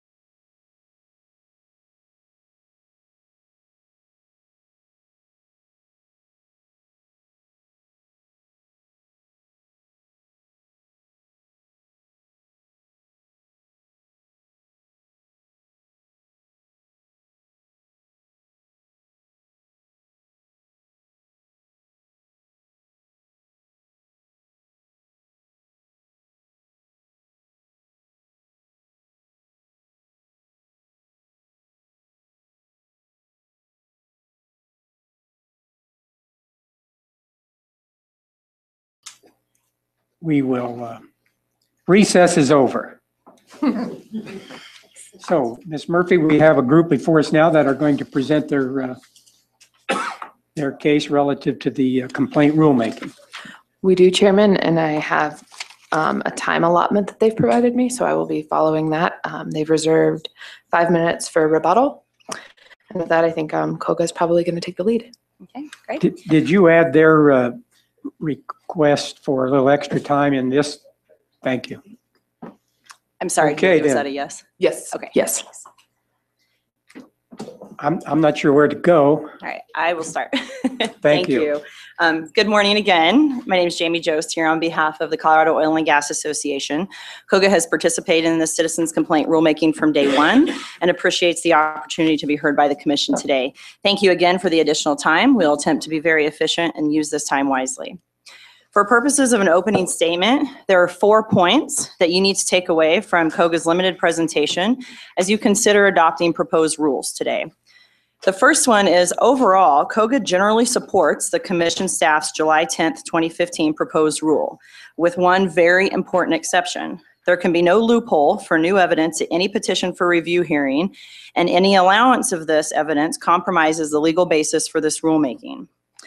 The commission staff assumes that the open issues with the industry remains upon these 10 words hinging in the rule proposed to you by staff. This is not exactly the case. Throughout the 3 versions proposed by the state, the May 21st, June 23rd, and July 10th version, COGA has specifically referenced that other changes are necessary to ensure that there's clear, consistent, and concise procedures with this new petition for review proceeding. Second point, COGA will propose an updated alternative rule that incorporates a majority of the July 10th proposed rule. However, COGA's proposed alternative rule prevents compromising the legal basis for this rulemaking and clarifies the procedural aspects of the petition for review that are necessary. The third point, CPA, CPC, BBC, and Anadarko all generally support the COGA alternative rule that will be presented today. And the fourth point is that the AG's office, as well as stated in the statement of basis and purpose that's in front of you, have concluded that the current Rule 522 has a legal infirmity, and that is a quote from the proposed statement of basis and purpose, and that this rulemaking is necessary to reduce the risk of litigation.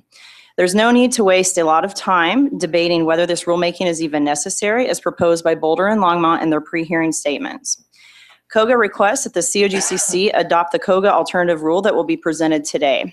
With that, I would like to turn and call Ken Wanstolen from Bill Barrett Corporation as COGA's witness to address COGA's concerns with the COGCC staff's current proposed Rule 522B6. Mr. Matter. Mr. Wanstolen, do you swear or affirm under penalty of perjury that the testimony you're about to provide is truthful and accurate? I do, though I am appearing as an attorney today. So. Okay, you're double sworn. You can take that as you will. And Double swearing. I am appearing both as Bill Barrett's counsel in this matter and as COGA's witness here, so that's appropriate. To start off, we're going to go just quickly to make the record here on the legal infirmity finding that your staff and the AG have made. And I think this is a basic difference in the worldview that we saw in the pre-hearing statements of Boulder and Longmont and repeated in the 510 statement by the Sierra Club. Longmont essentially says, so long as the commission retains the right to compel compliance with its rules, it has not illegally delegated its enforcement authority. I just don't think that's a legally defensible reading of what comprises your enforcement authority. So on this slide here, you'll note we have listed a number of components or functions of your enforcement authority. And before looking at those, I will note that the legislature, the General Assembly, expressly authorized you to delegate or assign your inspection and monitoring function. And that's the word from the statute, those functions. As a subset of your enforcement authority, you may delegate by intergovernmental agreement or by private contract.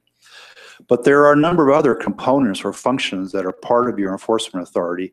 I want to call your attention in particular to the first one. I'll come back to the investigative function, and the next to last, the presentation of a case before the commission. So essentially what Longmont, Sierra Club, and to some extent Boulder has asked you to conclude is that as long as you keep that last bullet, that you deliberate and decide on the penalty and corrective action, you can let the complainants have the rest. And I just don't think that's a viable argument. So just to supplement the staff's statement of basis purpose, the Administrative Procedures Act speaks directly to this issue. And I think this is a provision that's probably not looked at enough. So I'm going to read you two sentences. No rule shall be issued except within the power delegated to the agency and as authorized by law. A rule shall not be deemed to be within the statutory authority and jurisdiction of any agency merely because the rule is not contrary to the specific provisions of the statute. In other words, a rule has not become unlawful because it is contrary to your statute. It is also unlawful if it is doing something that you're not expressly authorized to do. There is nowhere in the Oil and Gas Act that empowers you to delegate to private parties or local governments the right to prosecute. It's not just to compel an OFA hearing that the staff does. It is take over the prosecution from the get-go and exercise most of those bullets in front of you. And the U.S. Supreme Court, in its ruling, which is in our pre-hearing filing, stated, and I'll quote, language in a regulation may invoke a private right of action that Congress, through statutory text, created. But it is most certainly incorrect to say that language in a regulation can conjure up a private cause of action that has not been authorized by Congress. And that same principle applies here. No private right of action has been authorized by the General Assembly, and that's been recognized by the Colorado Supreme Court in the Garrity v. Magnus case, where the court held that the Conservation Act, quote, does not create a private right of action for those damaged by another's violation of the Act or Commission rules. So at this point, I'd like to pause, and Ms. Joseph would like to offer an exhibit for the record.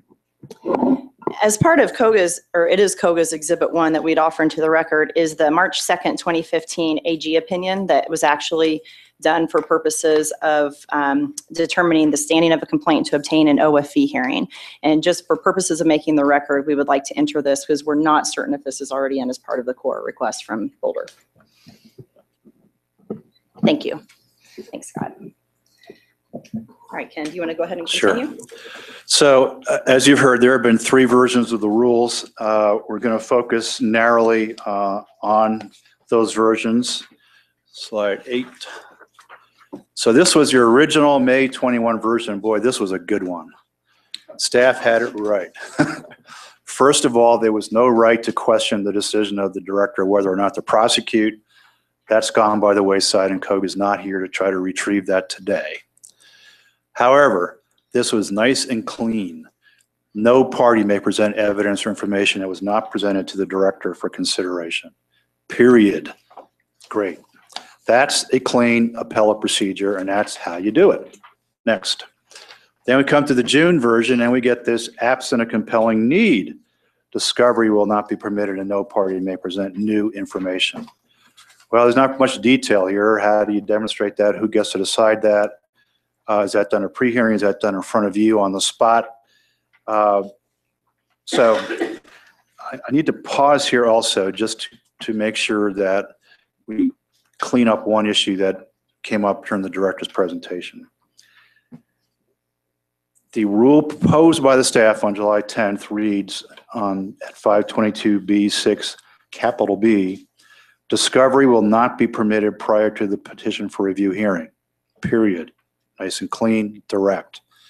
The director's slides pulled this language back into his presentation. Absent a compelling need, discovery will not be permitted. Now, I've had some conversation with the director, and I think he's referring there to that loop process, I'll call it, where the complainant can say, there's a compelling need for additional investigation, I need a continuance, and the director will conduct that investigation, take it into the record, and then when it comes to you, that's perfectly kosher. As long as we're not interpreting that as we're going to authorize the complainant to conduct discovery. Because if we do that, then we have violated that first bullet I drew your attention to. You're delegating your investigative function in an enforcement context to a third party. I don't think that's an issue, and certainly I think the rule is what governs, and Director Lepore can address this when he has his additional time. So that was the June 23rd version, and then we came to the latest version, and this came after the second stakeholder meeting, where the problems with that absent a compelling need standard were pointed out. And essentially, we have this now moved to the end instead of starting it off, and it's that red text. So there won't be new information in front of you unless the parties agree or at the direction of the commission.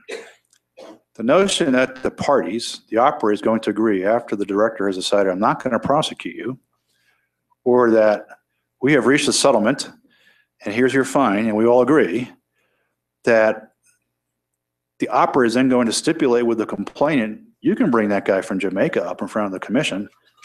Inconceivable. Never going to happen. So that part is inoperative. Mr. Chairman, I need a clarification. That's not what's being proposed by staff's recommendation. Staff's recommendation is that the commission would then direct the director, because of the compelling circumstance, probably evidence that couldn't have been found during the original review, they would direct the director to consider the additional and determine whether Time off, please, Ms. reevaluation. Murphy. I think you're reading it wrong, Mr. King. That's not that loop process is in there. It's in the rules elsewhere. It's in COGCC's proposal. This is not the loop process. This is new information presented to the commission after the director's decision, if the parties agree to it, or at the direction of the commission. So in this case, I say, no, you're not going to bring your expert in who's been on vacation in Jamaica. And the complainant comes up in front of you and says, I really, really need this guy. And I'm not going to get a good hearing unless you let him in. Then you make the decision. You could make the decision. Director, take this back through the loop. Fine. You're okay with that? I'm okay with that. And that would be a Fine. reasonable solution. Exactly. So you put a period here, like Director Lepore said, he's not going to lose any sleep over it, and I'm not going to lose any sleep. But I am going to lose sleep if the door is open, as it is here by this wording, for you as a body to say, all right, we'll just hear it today. You got your guy here. He's going off again. We'll hear that new evidence today. Now you have a quasi-evidentiary proceeding. Now you violated the next to last bullet that you cannot delegate, the presentation of a case. So we kind of thought that we had resolved this issue about new evidence coming in through this, what I'm calling the loop process. In the petition for review, the complainant says, I need to get some new evidence in here. Staff agrees, hearing officer agrees, you know, you made a compelling case. We're going to defer the matter, get it in the record, and then you review the record. But that's not what this says. And maybe it's more than just semantics. This door has been cracked here and we need to fix it, and that's the primary change that COGCC wants to fix here. Mr. Chairman, if I can jump in, because I think what we have is the intent, what you're arguing for, what I articulated. I think we're on the same page. If we have a wordsmithing issue, let's save ourselves all of the time in fighting over this and do what I think Director Lepore intends to do, what I find acceptable, which is the commission doesn't hear the evidence. The commission directs the director to hear whatever new evidence there may be and to make a recommendation based on this new information. I'm fine with that. Put a period after proposed AOC, period. Strike the red language and we're good to go.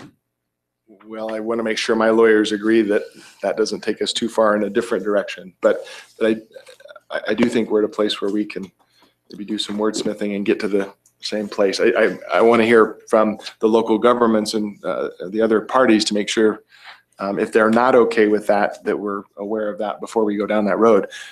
But I think we can truncate this discussion significantly. Remember, Mr. King, that the whole sentence says evidence that was not presented to the director may not be presented to the commission unless the commission says so. That doesn't say unless it's gone back through the process, through the loop process, and it's been put into the record. So if that's what you're trying to say, period after AOC, and we're good. But that's not what this says today. You picking up from there? Okay. So COGA's proposed rule takes care of that process and takes out those problematic words and just goes back to the clean notion that we had of an appellate procedure where you decide on the record that the director reviewed. I think Mr. Campbell has some further discussion for that. And as we've indicated, there is a procedure in COGA's proposal, in Boulder's proposal, and the staff proposal for a loop in this whole process to accommodate new evidence when necessary. It's the director who has the investigative authority, not discovery through the complainant. And then it's in the record. And once it's in the record, whether the director confirms his original decision, changes the decision, you're reviewing his decision based on the record the director looked at. No one in the industry is objecting to that. So the issue is the Jamaican or Tanzanian expert testifies before the director, not before the commission. State the question one more time, Mr. Chairman. As I'm understanding, the issue is we want to be certain that the expert witness from Tanzania or Jamaica or wherever testifies to the director, to staff, not directly to the commission. That's correct. And then if that becomes a part of the record that comes before the commission, then the That's commission correct. considers. That's the evidentiary portion, the investigative portion of the enforcement proceeding. That's being conducted at the staff level. It then comes to you for clean appellate review on that record. Mr. Chair. So just one final. If you, will you sit still for maybe a question or two? Absolutely. Commissioner Allward? Thank you, I'm Mr. not Chair. going Actually, I have a request of you or a suggestion. I would say that since it sounds like the intent is likely the same among all the parties, that we not hear any more testimony in regards to that particular language until the parties have had a chance to maybe do some wordsmithing and then present that to us. But that, I think this would be a waste of time to keep talking about this particular part when if there are other issues. Well, I think I'm done talking about that part, and I don't want to prejudge where Boulder County is going to be because this is in their proposed rule as well. Commissioner Benton. I'll do my best not to discuss the words then and ask the question for clarification. So the concern that you have is that there is an opportunity, the way this is worded, that evidence would come to the commission that had not been provided to the director before. So as long as the director sees everything first before we see it, no issues. Okay. That's correct. And if you look at that sentence, it says no new evidence unless, it's that unless piece and what follows that cracks that door open to a quasi-evidentiary de novo proceeding. And now we're back into that problematic legal territory. Okay, I think, my judgment would be, and you help me please, that if it's okay with Ms. Jost and her crew, that we might just go along, maybe hear from our local jurisdiction folks relative to this. And of course, you're not going to give up time. If you need to come back, that's certainly going to be granted. But we may be able to cut it a little short. That's fine, Mr. Chairman. So, okay. So one last point on the COGA rule alternative that's somewhat different, we think has some importance, is on 522. Oh, I always get the nomenclature wrong. This is 6B Romanet I. If the complainant meets the burden, that is, meets the burden that the director's action was clearly erroneous, the staff proposal would allow you to remand the matter for further proceedings, set the matter for an order finding violation hearing, or order such other relief as it deems just and reasonable. And I think we find those latter two problematic as well in terms of what you should be doing here in an appellate proceeding is remanding the matter to the director. That could be for further investigation, reconsideration. He may come back and say, we think we ought to go to OFE hearing. And I have no idea what the other relief that you might deem just and reasonable. That seems pretty broad there. The only thing I can even think of is where you decide that a complainant is using your rules to harass an operator, and you can shut that down, and I guess that would be fine. But I think we'd just like to have a period and say you remand it to the director for further consideration. And then Ms. Joseph is going to pick up. All right, thank you. Ms. Murphy, may I ask for a time? Just under 10 minutes. Okay, for COGA? Okay. Thank you. Okay, where I'd like to pick up is the process that COGA has proposed in COGA's proposed Rule 522B5A. And COGA recognizes that the July 10th, 2015 rule does propose a procedure for filing and responding to a petition for review, as well as a continuance hearing procedure for the petition for review. However, COGA would like to propose an alternative rule to 522B5A through D that does provide the clear, consistent, and certain procedure for any matter related to this new petition for review hearing. We believe that all parties should know the proceedings and what to expect within this, and have certain dates and times of pre-hearing conferences and filings and responses very clear within the rules. You've heard from COGA in the last few rulemakings, the 3 Cs. You're continuing to hear the 3 Cs so we can all get it right. So as proposed, which I will, at the end of this, pass out, I have a summary and then a red line version of the July 10th proposed rule that may help bring all of this together. But for purposes of discussion today, what we have originally proposed is to move certain portions of the state's language into a new 522B5.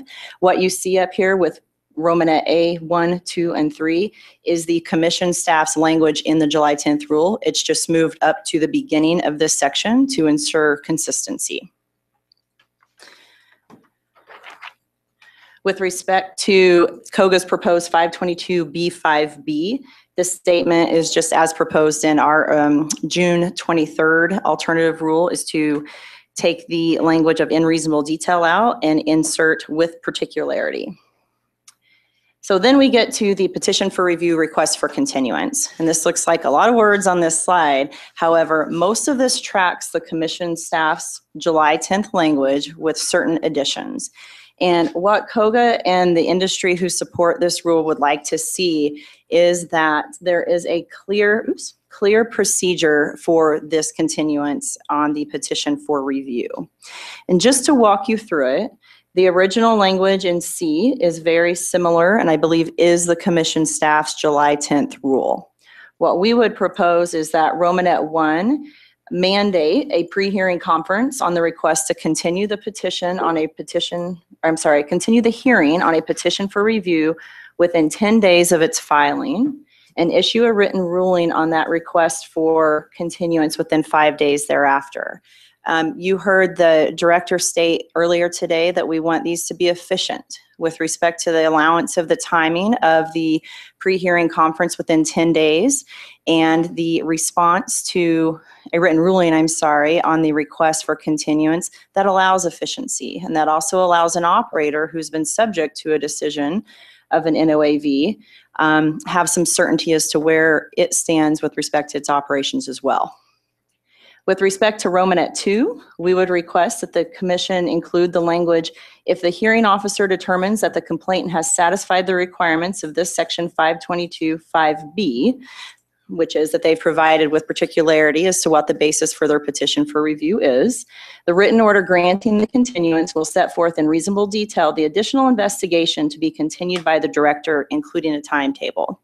So if the hearing officer determines that there's additional investigation needed in an instance to, let's say, build the record to support a decision from the below, there will be a timetable set with that. Again, consistency, efficiency for everyone involved.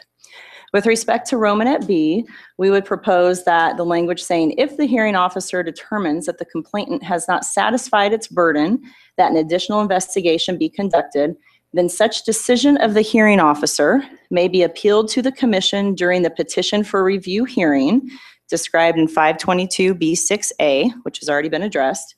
If the commission upholds the hearing officer's determination, then the petition for review shall immediately proceed to hearing. What this means is that if we are in front of you and there's a determination, there's been an appeal that the hearing officer should have allowed an additional investigation, and you as the commission determine that, nope, it's done, the record is what it is, that hearing goes forward. It does not automatically get granted a continuance until your next regularly scheduled hearing cycle. It's efficiency, it's consistency, and it provides a very clear procedure as to how to deal with this new petition for review hearing. So by immediately, you mean immediately? Immediately, yes. And with respect to the COGA's proposed 522B5D, this is again just mandating that at least 14 days prior to the hearing on a petition for review, the hearing officer will convene a pre-hearing conference pursuant to Rule 527. This proposal in no way means that the hearing staff and the commission staff don't know what they're doing, because they absolutely do, and they're very good at their jobs. We just want to ensure that, again, we're in a new appellate process for a petition for review. And there needs to be an assurance that there's adequate time to prepare for these petition for review hearings. And so we've requested that there's a mandate of at least 14 days prior to the hearing pre-hearing conference. Joseph, that's a second pre-hearing. If necessary, yes. If there's not a request for continuance, this is just kind of the mandated pre-hearing conference on a petition for review. First one only shows up if there's a request. If there's a continuance, correct. And again, for purposes of efficiency. And one other, I think, really just cleanup related request is that if you look to Rule 528C, 13 and 14, COGA would request that the response by an intervener be allowed prior to a response by the operator. What 528 does is basically sets the outline of these hearings and the procedure and timing that goes along with them. If an operator is up on a decision for a petition for review, the operator should have the opportunity to have, quote, the last word with respect to that petition. And with that, I'm going to go ahead and wrap up. We do have a summary of critical changes that's included in your PowerPoint, and I would like to introduce into evidence COGA's Exhibit 2. And what this is it's just a summary of the rules I went through for easy reference, and then a red line of the July 10th rule in order for this to be determined and input as a matter of record. Thank you very much for your time. Yep. You want me to go here? Can we get our PowerPoint? Can you put CPA's PowerPoint up, please? I'm going to hand that to him. Thank you, sir. May I ask one question while we're getting ready? Could someone explain again with particularity what that means? To the right. I can. Under That would be Federal wonderful. Rule of Civil Procedure 9B, allegations of fraud must be pled with particularity. So fraud claims need to state the who, what, where, when, why of the basis for your complaint.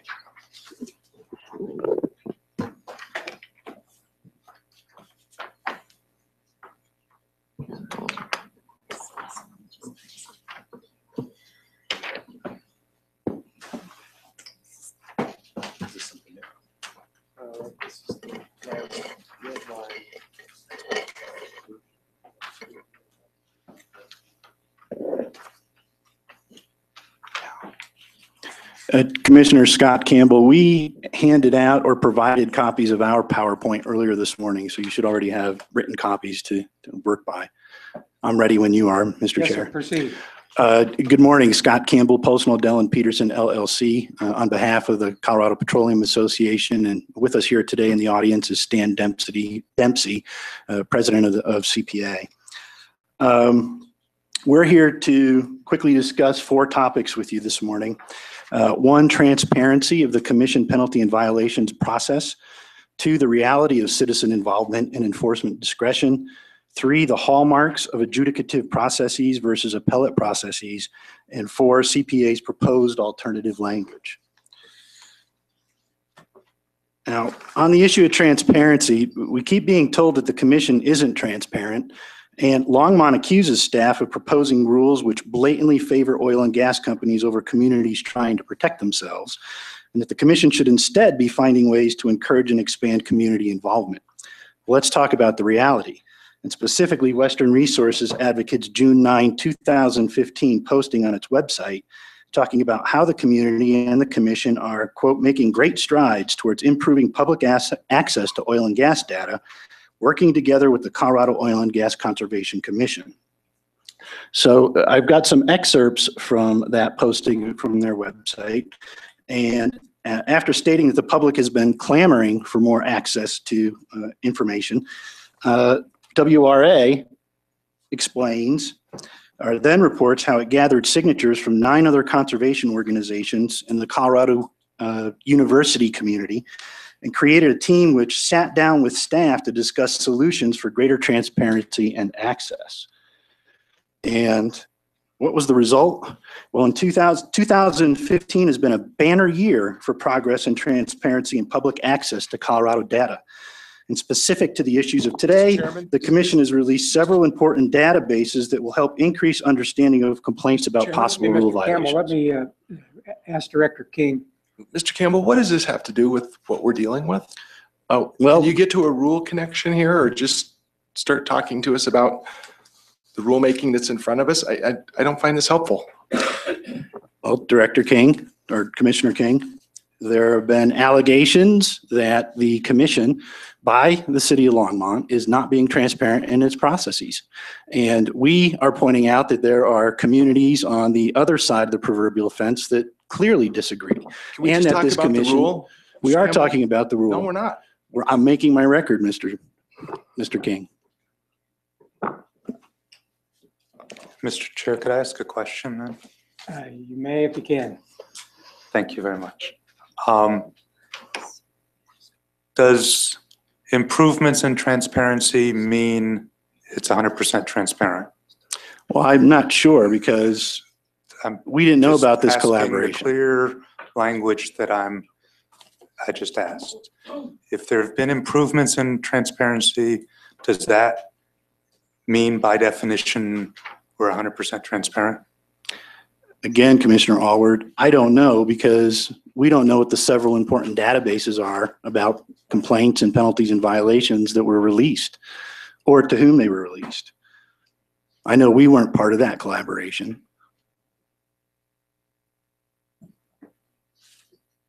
Yes or no? Is that? I don't know.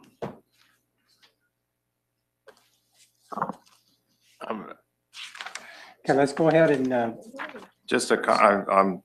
I tend to agree with Director King. I'm sort of struggling to draw a connection here between the discussion around the clarity and specifics with respect to the proposed rule changes. I think that, I mean, it's page flip through this, it's pretty clear that things have improved and the staff and the commission has done an admirable job of making access to data much better. So I'm just wondering if there's a way that we could get through this a little quicker without reading each slide, perhaps, and that would be a request. Well, I'm already done with it, Mr. Commissioner Benton. Thank you. Commissioners, you know, you granted the director quite a bit of leeway in previewing what other parties were going to say. That's what you see here. And Commissioner Howard, if you would look at COGA's second pre-hearing statement, there's a in-depth discussion of the transparency of both the complaint process and the enforcement process. So I would refer you to that. okay, we'll continue on then. And as you said, you're ready to make a point. I'm done with that particular point, Mr. Chair. Thank you. So let's move on to citizen involvement. Why is a citizen veto, as we view it, of Director Lepore's prosecutorial discretion not supported by the law or this record? And make no mistake, it's a veto because while it's easy to say that this will be in a quote-unquote appellate process, I've yet to hear how the commissioners will prevent a complete re-argument of the entire investigatory record. Director Lepore's enforcement discretion will no longer be delegated to him by the legislature, regardless of whether you characterize it as an enforcement proceeding or a quote-unquote petition for review, because somebody besides the director always has the right to put all of those investigatory issues in front of you for purposes of evaluating whether or not it should be remanded back to the director. We don't believe this process is conducive to an ordered, efficient, deliberate, and balanced administration of commission business. And that's probably why Boulder County doesn't provide its own citizens with the rights being demanded here today. So don't misunderstand me. Boulder County citizens can complain about code violations, weeds, etc., but there's no process which grants its citizens the unqualified right to challenge the land use director's discretion to not enforce an alleged violation after completing his or her investigation. Same is true of the city of Longmont. Accordingly, there is no demonstrated purpose or need for this process. Commissioners, we thought it would also be helpful to talk a bit about the adjudicative versus appellate processes and identify some of the guidelines which distinguish the two. And accordingly, we've listed some of the hallmarks here for an adjudicative proceeding as permitting discovery, reviewing and weighing documentary and oral evidence regarding historical facts, such as who, what, where, when, and why, questioning the director, staff parties, and or non-party witnesses regarding the above, and weighing the credibility of the director's staff, parties, and or non-party witnesses. And that should be, in our view, distinguished from something more akin to an appellate process, which it's not a retrial of the facts. It instead focuses usually on discrete issues, very often legal issues. It's limited to the record and no party or witness testimony, and there's considerable deference to findings of fact, credibility determinations, and prosecutorial discretion. So with that, that takes us to CPA's alternate language. And in light of what you've heard so far today, and we believe what you will be hearing, and with full reservation of CPA's rights to challenge any process which permits anybody to revisit Director Lepore's prosecutorial discretion, CPA tentatively endorses COGA's proposed alternate rule language with the caveats identified on the slide. So we believe that the standard of review should be returned to arbitrary and capricious as it was in the May staff version, because we believe it's important for the commission to permit Director Lepore to do the job delegated to him by the legislature without being subject to the whims and caprices of anybody and everybody who believes in good faith or bad faith that they know better than Director Lepore. We've already heard Director Lepore testify that the current process acts as a tremendous burden on staff. And if you recall back to the penalty and violations rulemaking, and in fact it's reflected in the statement of basis and purpose, that is one of the reasons why Director Lepore wanted to tweak the process that we contend is currently ultra vires. So we also believe that the petition for review should be limited to Class 2, Class 3 violations. For Class 1 violations, do we really need to allow a challenge to every decision of the director involving paperwork or other ministerial rules, a violation of which present no direct risk or threat of harm to public health, safety, and welfare? Does Boulder County and the city of Longmont really believe that no measure of deference to Director Lepore's decisions is appropriate, even on such minor issues? Similarly, we believe there's little need for a review of a proposed AOC which satisfies the requirements of Rule 522C, which permits the director to resolve NOAVs without seeking a penalty where the requirements of that particular rule are met. So again, we think there is a point in the continuum of the choices being made by the director about whether to prosecute or to settle, where the commission should appropriately just defer absolutely to Director Lepore's decisions. So I guess in closing, Commissioner Allward, you asked a couple questions. One, which went to violations or incidents within the boundaries of a particular county. I think we all need to be clear that anybody can report a violation to the commission. Anybody can, quote unquote, file a complaint. The issue is whether or not that person then has the additional right to challenge Director Lepore's prosecutorial discretion. So I thought that point perhaps got lost in that particular conversation. So, and then finally on the issue of dormancy, we wanted to underscore that a rule which is promulgated outside of your authority is void. And it's void from the moment you promulgate that rule. If this commission promulgated a rule today, which was intended to govern steroids in milk cows, that rule is void. It doesn't matter whether or not we challenge it today or 10 years from now. It's void ab initio. So thank you.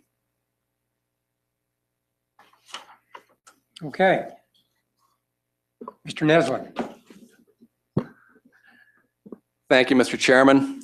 I'm Dave Neslin. I'm appearing here on behalf of the American Petroleum Institute, doing business as the Colorado Petroleum Council.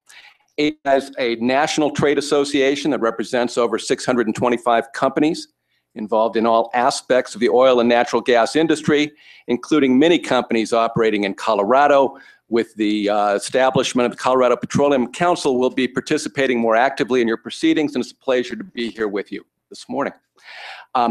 We are probably unique among the parties in that we frequently work with federal regulatory agencies as well as our state counterparts, your state counterparts across the nation.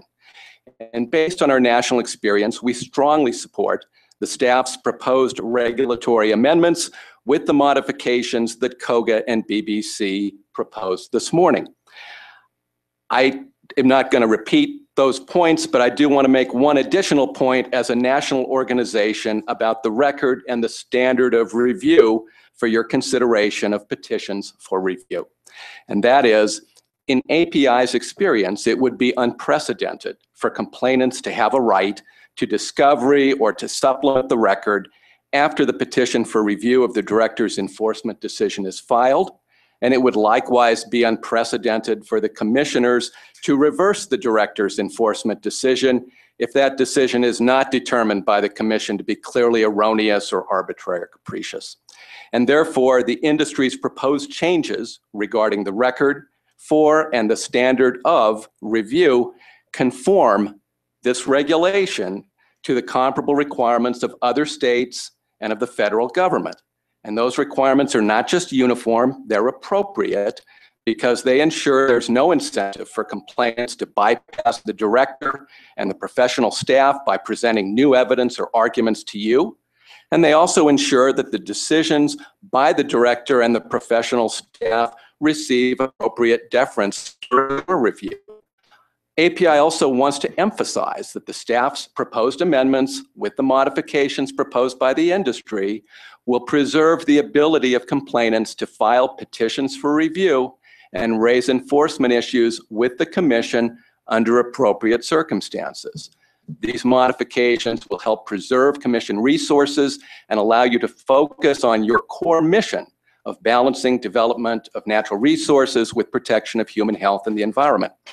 Any such petition for review will be heard by you at your next regularly scheduled meeting. The complainant will effectively have both the first and the last word at the hearing, and any erroneous decision will be remanded back to the director and the staff. So the process will be prompt, it will be transparent, it will be meaningful. It will not deny complainants the ability to raise enforcement issues with the commission. It will establish appropriate sideboards for that consideration and thereby help ensure that the process is a fair and efficient one. Thank you very much. I'd be happy to answer any questions. Thank you, Mr. Neslin. Any questions for Mr. Neslin or this panel? Okay, thank you, Ms. Jost. I just have one kind of to bring all this back together, a bit like a conclusory statement. COGA and the industry parties really do thank you for your allowance of all the parties the appropriate time to ensure that their positions are fully heard by this commission. We recognize that The evidentiary issue may attempt to be resolved as part of this, but we also would request that you adopt COGA's proposed procedures for a petition for review in Rule 522E5A through D. And with that, I would just direct you to COGA's Exhibit 2 that does outline the summary of the rules that must be changed in order to fulfill the intent of this rulemaking, specifically our 522B6A as well as the 522B5A through D. And thank you very much again for your time. Thank you. Thank you. Okay, Ms. Murphy, does Ms. Jost have any time left, or can I? Ms. Jost, in addition to the 5 minutes you reserved, you have an additional 2, so you're up to 7. CPA, you have 1 minute 36 seconds, and CPC 3 minutes 43 seconds. Great. Thank you very much. So our next party will include. It should be Boulder, the County of Boulder and the City of Longmont.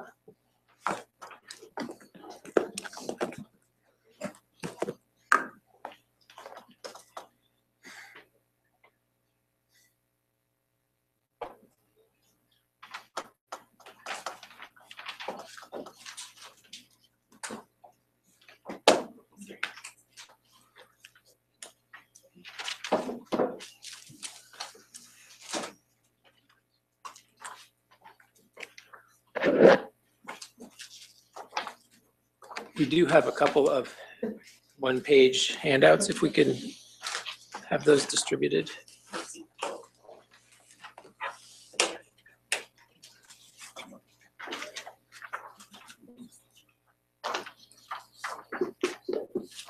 You may proceed as you are ready.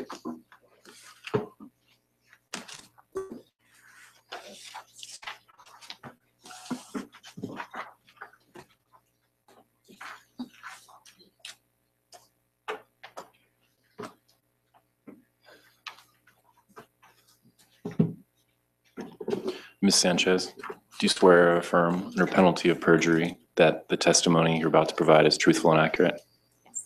Thanks.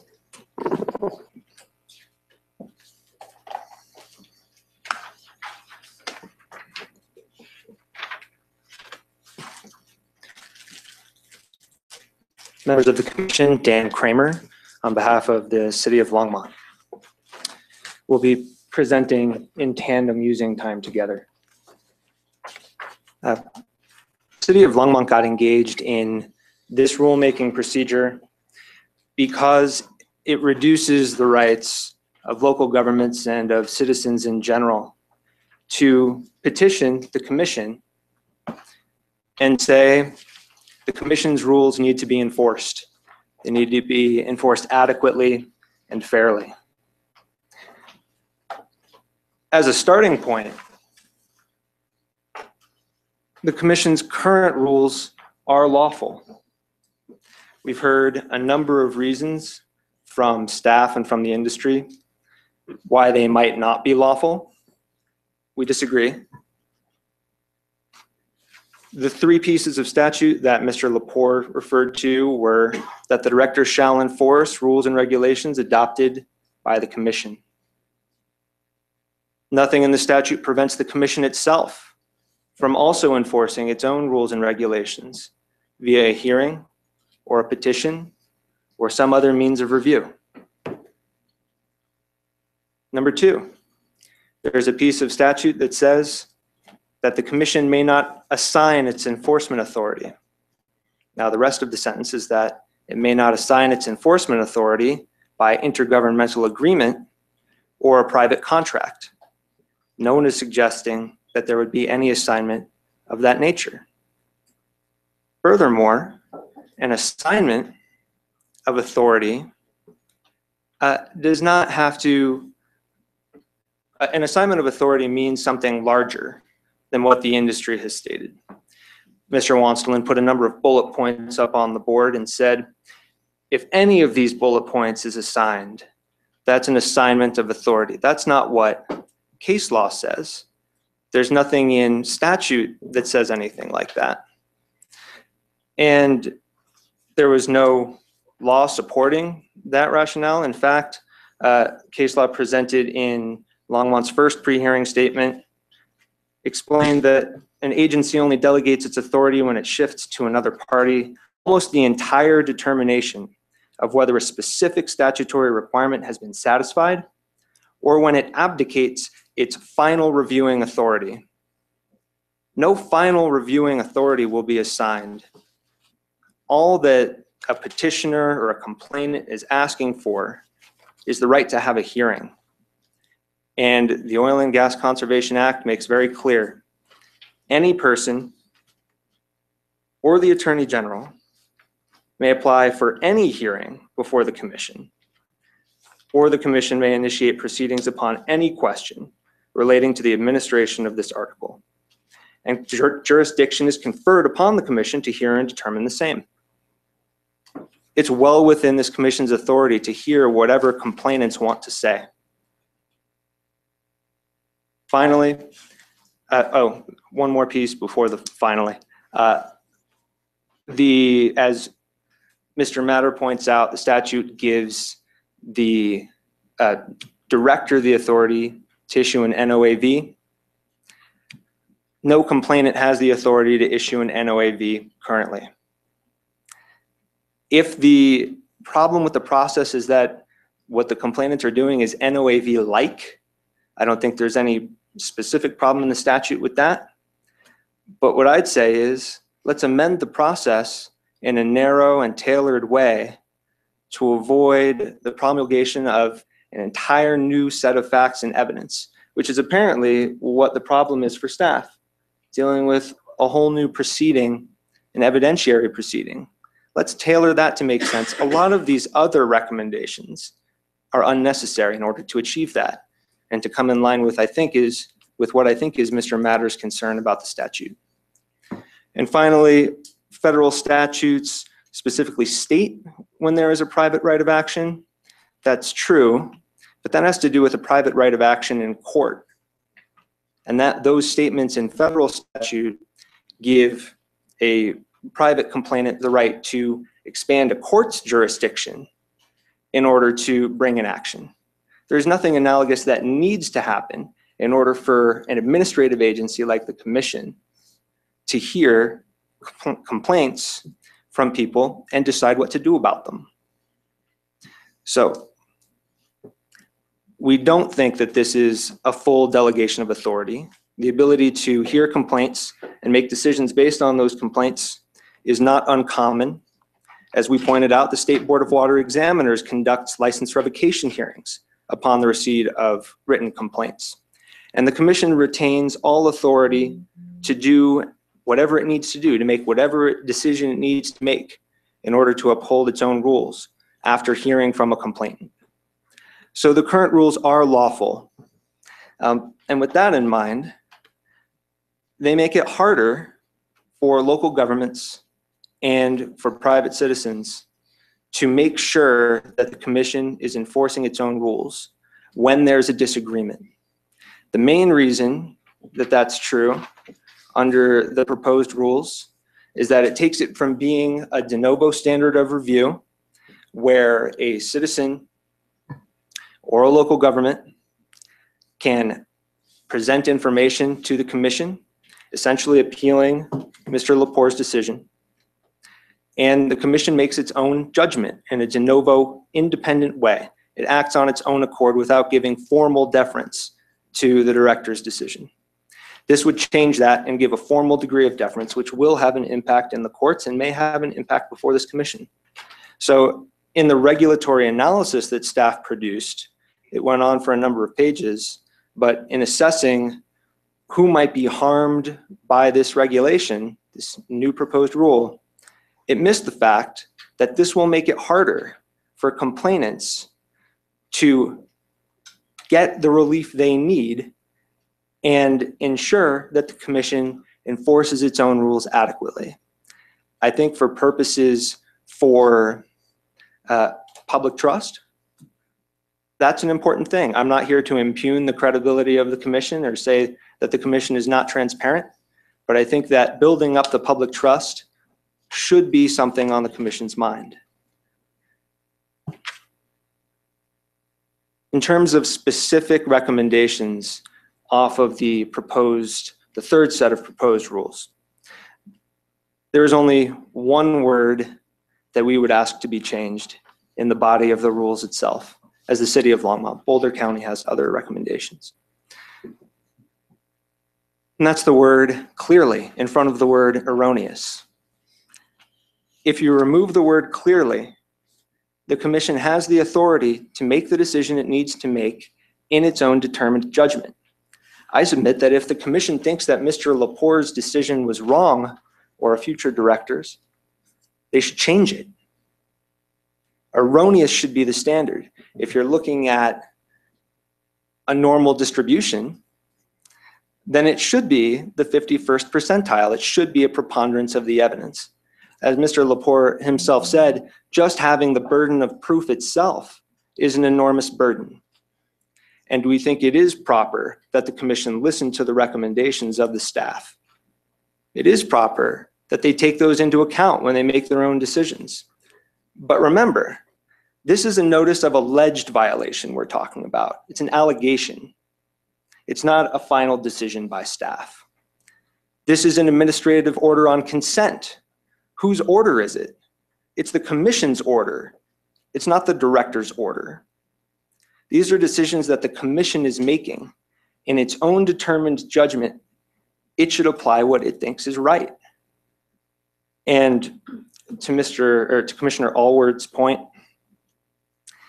this does change the standard of review should this go up on appeal.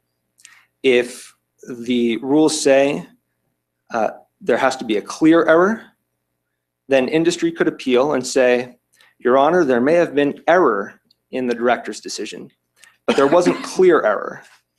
Therefore, the commission was wrong to change what the director did. We think that's inappropriate. That's an inappropriate standard of review to hold yourselves to. You are the ones who should be making this final decision with input, but not with formal deference.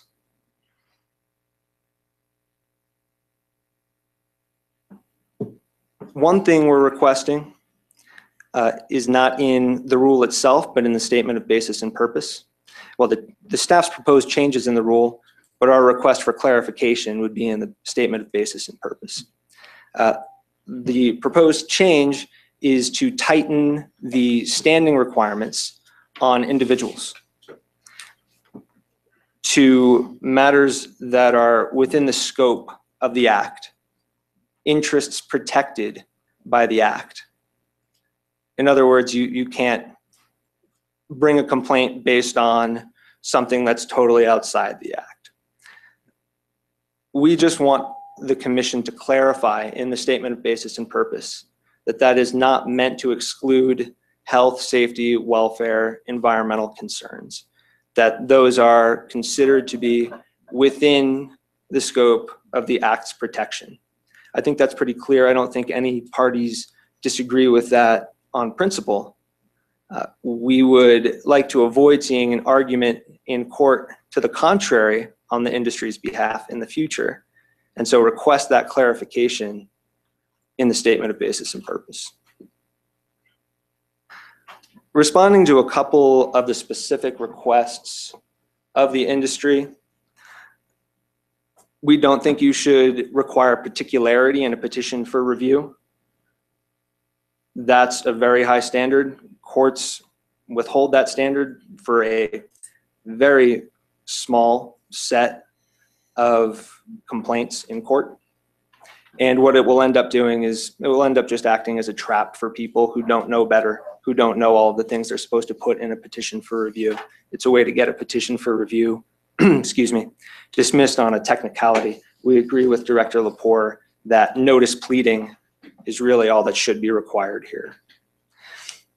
And finally, we think while the City of Longmont is a little bit agnostic on the precise mechanism for allowing evidence that had not previously been before the director or the commission, we think that that is an important thing to allow. If there's relevant evidence out there, and for one reason or another, it didn't make it into what we would hope would be the normal process, the commission in its discretion should be able to hear it. You should not be forced to shut your ears to new evidence if, in your judgment, there is a compelling reason to hear that evidence and a compelling reason why it wasn't heard before.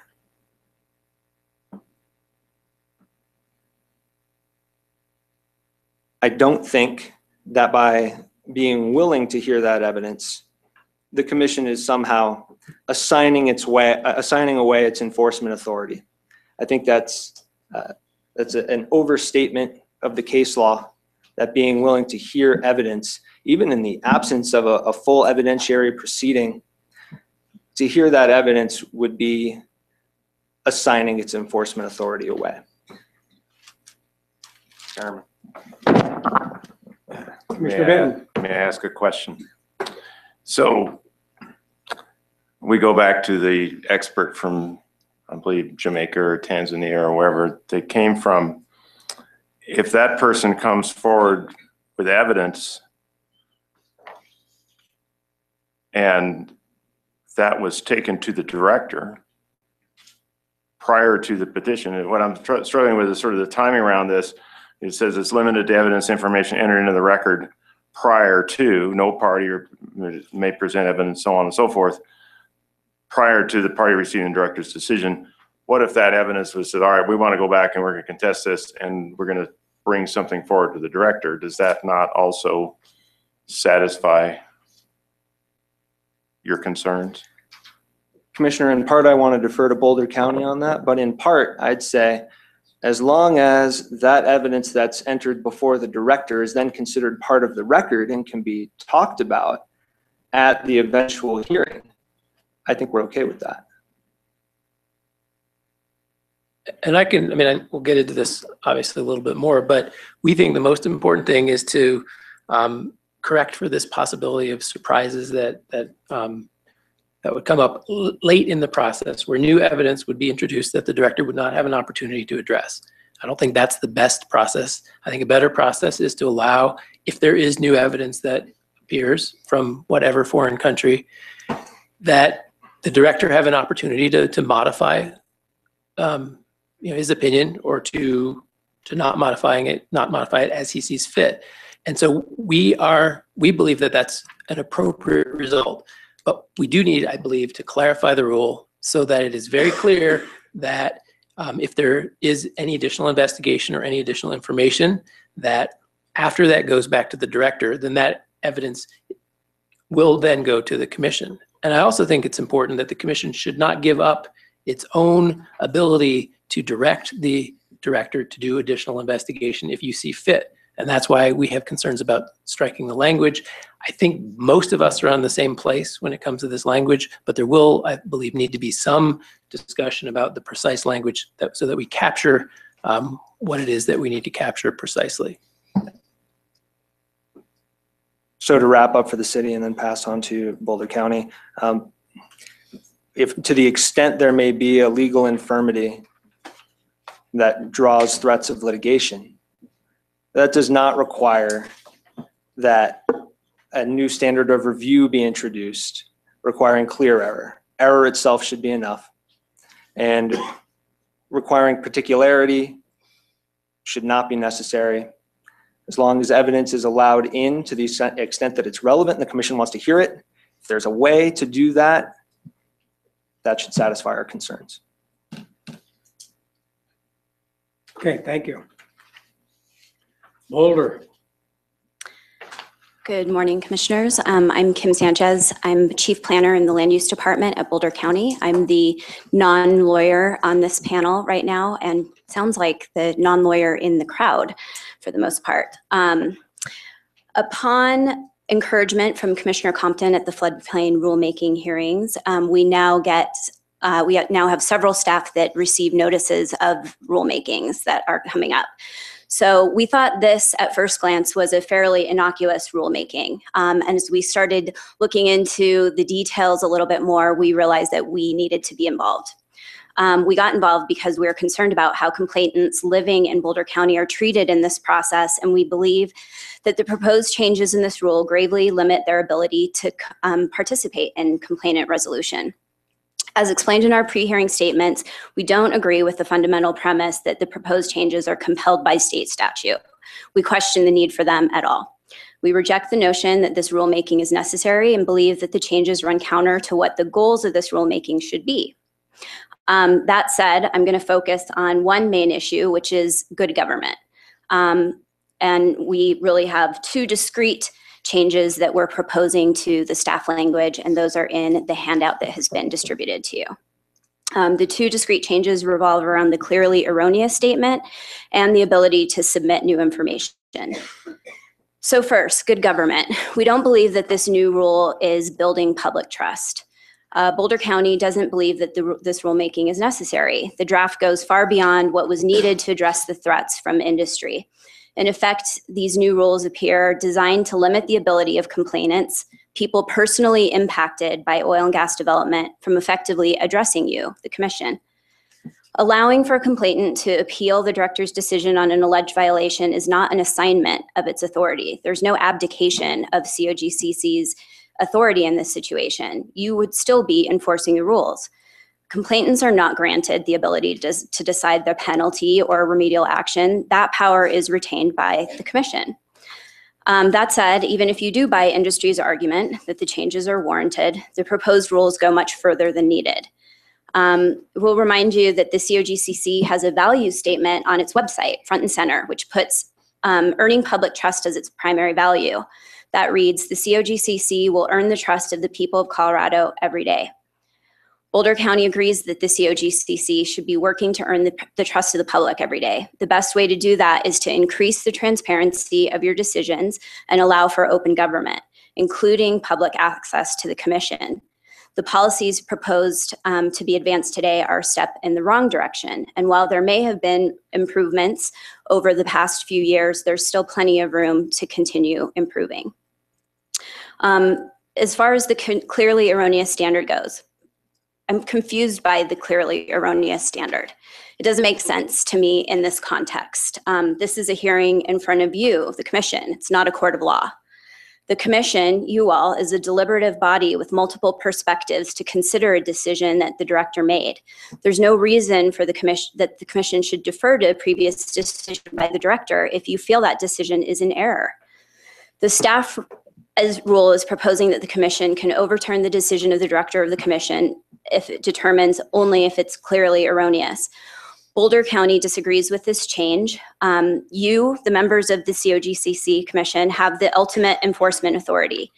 The director acts as the agent of the commission in enforcing the rules and regulations on behalf of the commission. But it doesn't make sense for the commission to tie its own hands or constrain yourself, as Commissioner Allward noted, by requiring them to grant deference to the existing decision of the director. The director is a member of the agency, and obviously his opinion will be given weight in your deliberations. However, the deference required by a clearly erroneous standard will require the commission to allow a director's decision to stand even if you do not agree with his decision. The goal should be for the commission to decide not just that the decision wasn't clearly wrong, but that it's actually right. And anything that gets in the way of the right results is an injustice. Contrary to what CPA said, Boulder County is no stranger to these issues. In Boulder County, our constituents have a very broad ability to appeal any decision that the director makes to the Board of Adjustment.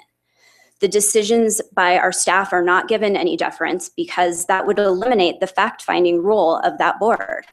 Rather, we give the Board of Adjustment the benefit of the information and let them make the decision based on what they hear. The board can agree with staff, just as you, the commissioners, could agree with the director, or defer to versus defer to them, or you to him. Our proposed change is simple. We are simply suggesting that you strike the word clearly. As far as submittal of new information, we believe that justice is best served if all relevant information is allowed to be made part of the record. A complete record is necessary if the petition for review is truly to be akin to an appeal, which is what's stated in your statement of basis and purpose. The continuance of a petition for review was a compromise that was supported by both industry and Boulder County. It allowed the complainant to request a continuance of the hearing to allow the director to do some additional investigation. However, the current language in the July 10th rule is unclear. So it seems to prohibit any new information from being presented that was not a part of the director's original decision and prohibits the commission from hearing that. So if we could get some clarification, as is suggested in number 2 of our proposed changes, that's what we're recommending. Ms. Sanchez, I think Mr. King wants to ask a question. Sure. Ms. Sanchez, and maybe you'll punt this to Mr. Perlman, I don't know, but your feeling is that there is no deference granted to the opinion and conclusion of the director. Is there any that converts the review process to effectively a brand new trial? Is that, Mr. Perlman, do you share that perspective or not? I don't think it converts it to a brand new trial. I think what it allows for COGCC collectively as an entity to do is to look at all the evidence and see if they come to a different conclusion. And there are a number of things. I mean, again, if it's 6 barrels versus 26 barrels, that's, it's not clear that there's going to be a lot of difference in opinion.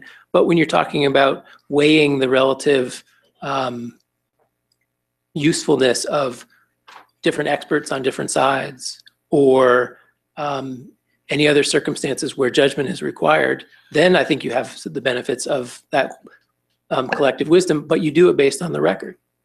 But we can't judge the relative strength of testimony and credibility of a witness unless we have that witness in front of us.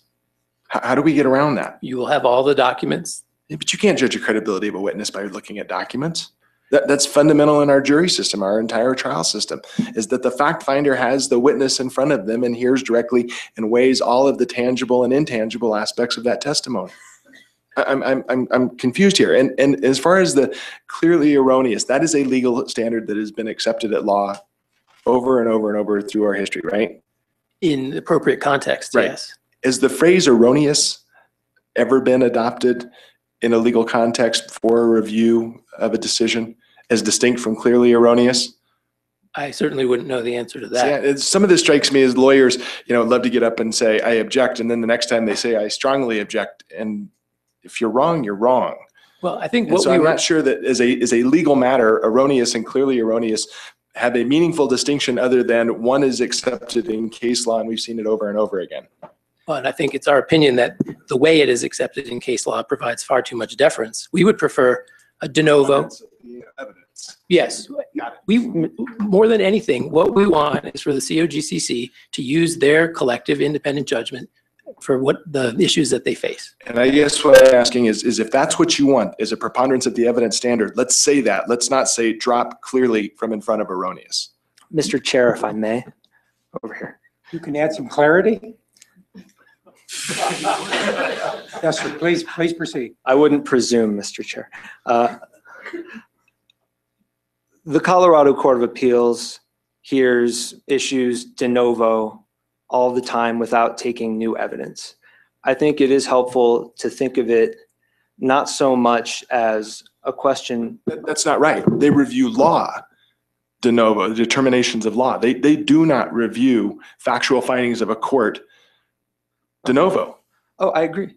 I'm not saying they do. I'm saying that you can have a determination that's de novo without taking new evidence.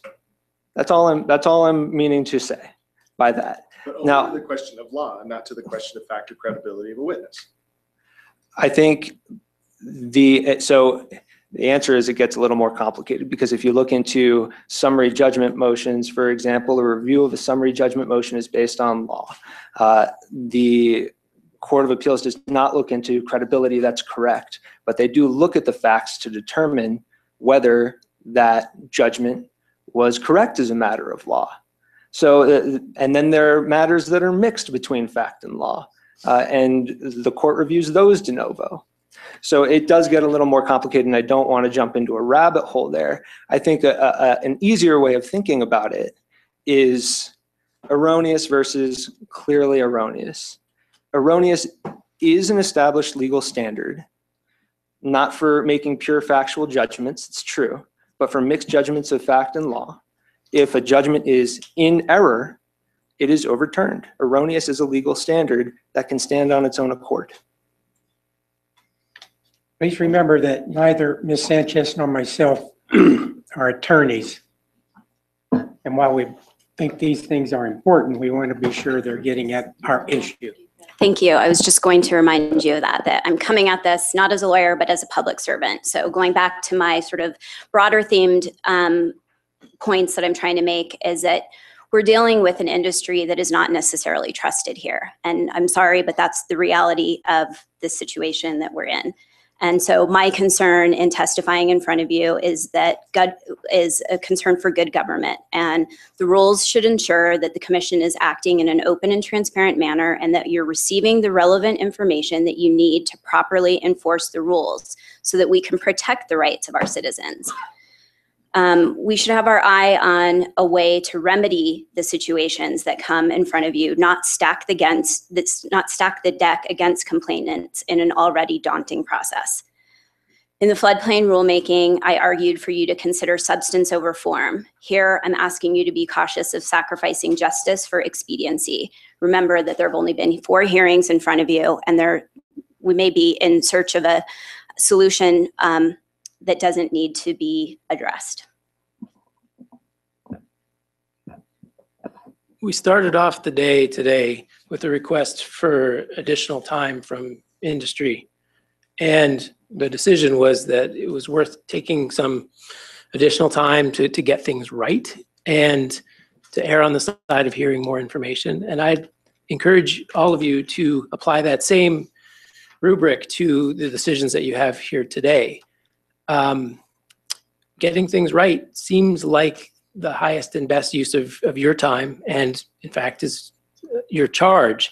And so while I had to give up playing basketball at 7th grade because I was far too short, if I win a basketball game 51-49, I would expect to win, not lose. And I think that it's fair to anybody who would come before you to have the standard being, did I make, do the facts suggest that I should win or lose? Not, is there some sort of, padding or handicap that accrues to a different party? So if you want to get things right, then I think it is your obligation to take these issues that come to you, listen to them, and make your own independent judgment. We talked about this when we met with the director and staff earlier, and we're struggling with what is the actual language to do that, because I think that's sort of what you expect boards to do, is to exercise their independent judgment and make the determination that they feel is best. Now we're trying to attach a legal label to what that is, when it is just, in fact, hey, what do you think is the best thing to happen here? Lots of times you're going to defer to staff because staff makes sense. They do have experience and expertise, but that doesn't mean that they're not always going to agree with you or you're going to agree with them. I think when you're talking about the standard, when we're talking about this idea entirely, there's really 2 things. What information are you going to see, and what is the standard that you're going to review that by? And I think the bigger problem is, what's the information that you're going to see? I'm deeply sympathetic and don't want to see an end run around the process and around the director's ability to look at information. And so if we can correct that, and you can have an opportunity to know that your director has looked at and evaluated any information that comes to you, that solves, I think, the problem that truly exists. You do not need to defer to anyone, director or otherwise, because that's completely unnecessary. I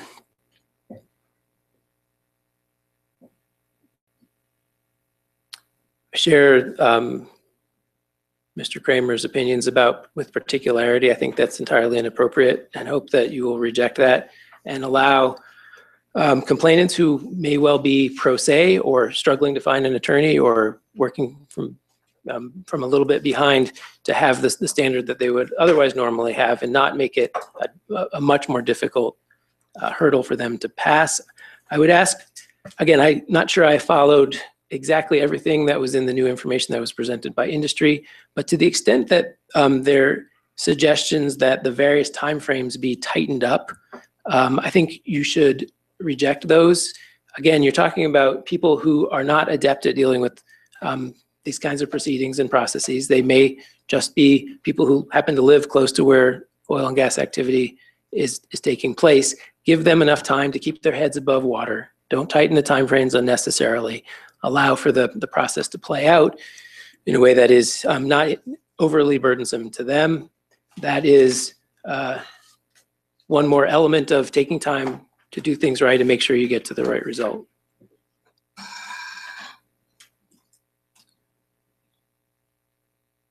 But whatever additional time we have, unless you have additional comments. I'll wrap us up by saying, Commissioner Craig, apologize we threw you off the deep end. Tried to keep it simple, just in that wouldn't need to prove anything to a degree of clarity that's undefined. Error is error. And with that, we'll save the rest of our time for rebuttal. Okay, thank you. How much time do they have left, Ms. Murphy? They have 20 minutes. 20 minutes. 20 minutes. Mr. Chair. Nobody has to use all their time, though. Really? Before you guys get That's up. a little bit, to tell the attorney, you don't have to use all your time. I'm sorry, Commissioner, you had a comment, question? A question, I think, and as another non-attorney who still has a naive and idealistic view of the law despite the last 8 years, I want to ask you a question about this issue of deference. Because, I mean, whether the director chooses to pursue an NOAV and order finding violation or whatever. And since this whole hearing seems to be based on speculation and maybes and mights, I'm going to further that. And in the case of a prosecutor, in which a prosecutor has the facts and the law to win a case, but instead settles without bringing it to court, is that wrong? Is that an error? Is that an error? I mean, no, but the court has to approve it. And it's in the courts, if this, well, it depends. If we're talking about a criminal prosecution, the court has to approve it. And if we're going to use that analogy, I'd say the court, well, I'm not a criminal lawyer. I don't want to speak out of turn. But the court and this commission should be exercising its own independent judgment in deciding whether to approve that or not. okay, thank you. I have a couple of questions too. Commissioner Craig. Let's talk about, I want to talk about erroneous, or ask a question about erroneous versus clearly erroneous. Let's say that the director comes up with a fine of $10,000, but we on the board think it's $11,000. Now compare that to the situation of the director decides $10,000, but we, the commission, say it should be $100,000. To me, erroneous versus clearly erroneous. To me, there's an example. And the $10,000 versus $11,000 case, to me, that presents the possibility of unwarranted delay versus the $10,000 versus $100,000. So with that kind of an example, erroneous versus clearly erroneous, what is the diff? Because, I mean, I hate to use the word clear, but to me, there is a clear difference between those two examples. So I want to respond to those examples and then also provide a third example. I think technically, and it'd be interesting to see what staff said to this same question. I think technically it's not a matter of the amount of money difference. It's the amount of how sure you are that staff was wrong in proposing that amount of money. I could see how it would be easier to be in disagreement with staff and be clearer in your conviction that they got it wrong if it was $100,000 versus 10 than 11 versus 10. But if you look at the evidence and you see a sum of numbers that add up to 11, and 10 was all the order, the proposed order was for, then you could have clear error there. Maybe less likely, but you could. The third example I want to bring up, though, is that this does not apply only to administrative orders on consent, but also decisions of whether or not to issue an NOAV. Then we're not talking about anything quantitative. We're only talking qualitative. So if the director says, we don't think there's been a breach of the rules, we don't want to bring this forward to the commission at all, and a complainant disagrees, the complainant under the proposed rules would have to prove that the director was not only wrong, but clearly wrong. We think that since these are the commission's rules to apply and the commission's rules to write, if the commission thinks that rules were breached based on the evidence in front of it, all it should have to decide is the rules were breached, not the rules were breached and the director was clearly wrong. Does that help at all? I'm just trying to figure out how that would, I mean, usually what we do results in a fine. Is that a general statement? Generally? Yeah.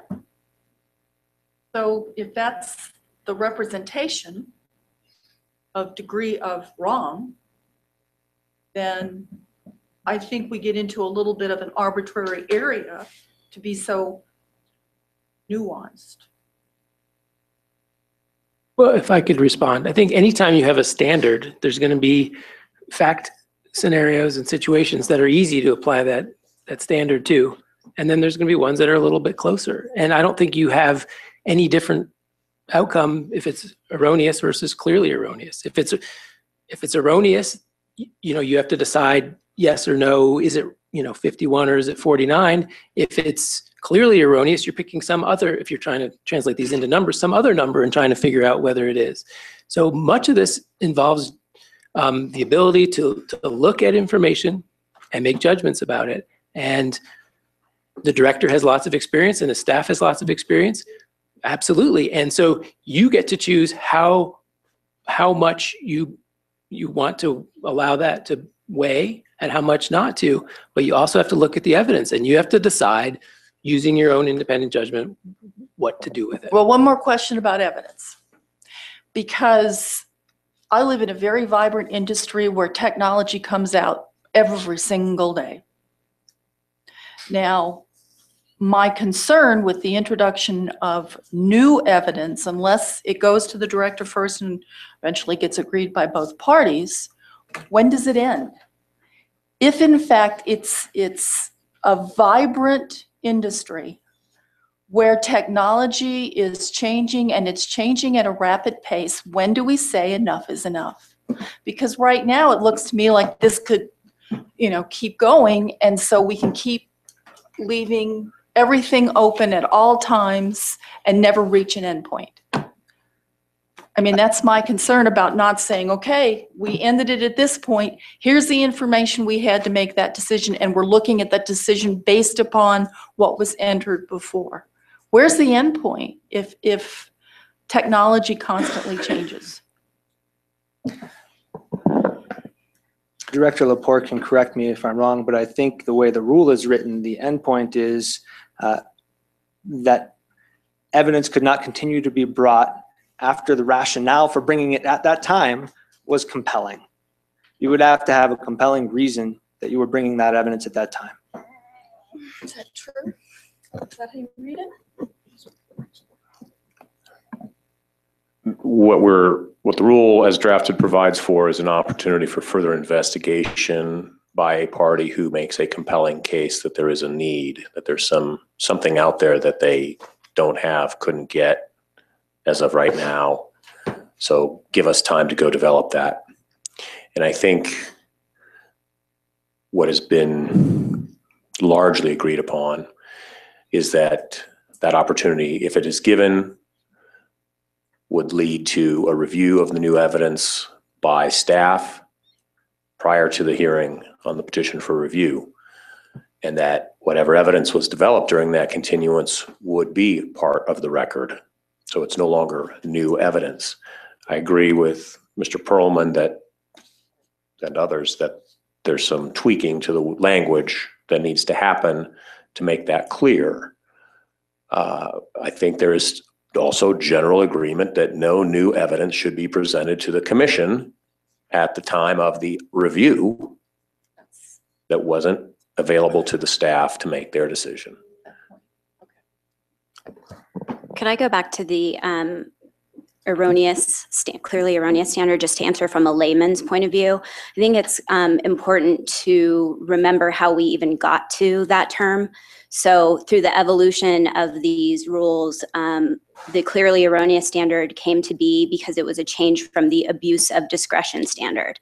So clearly erroneous versus erroneous would have meant nothing to me as a layman until my attorney cohorts point out to me that clearly erroneous is a standard that has some legal merit and weight to it. So by that argument, we're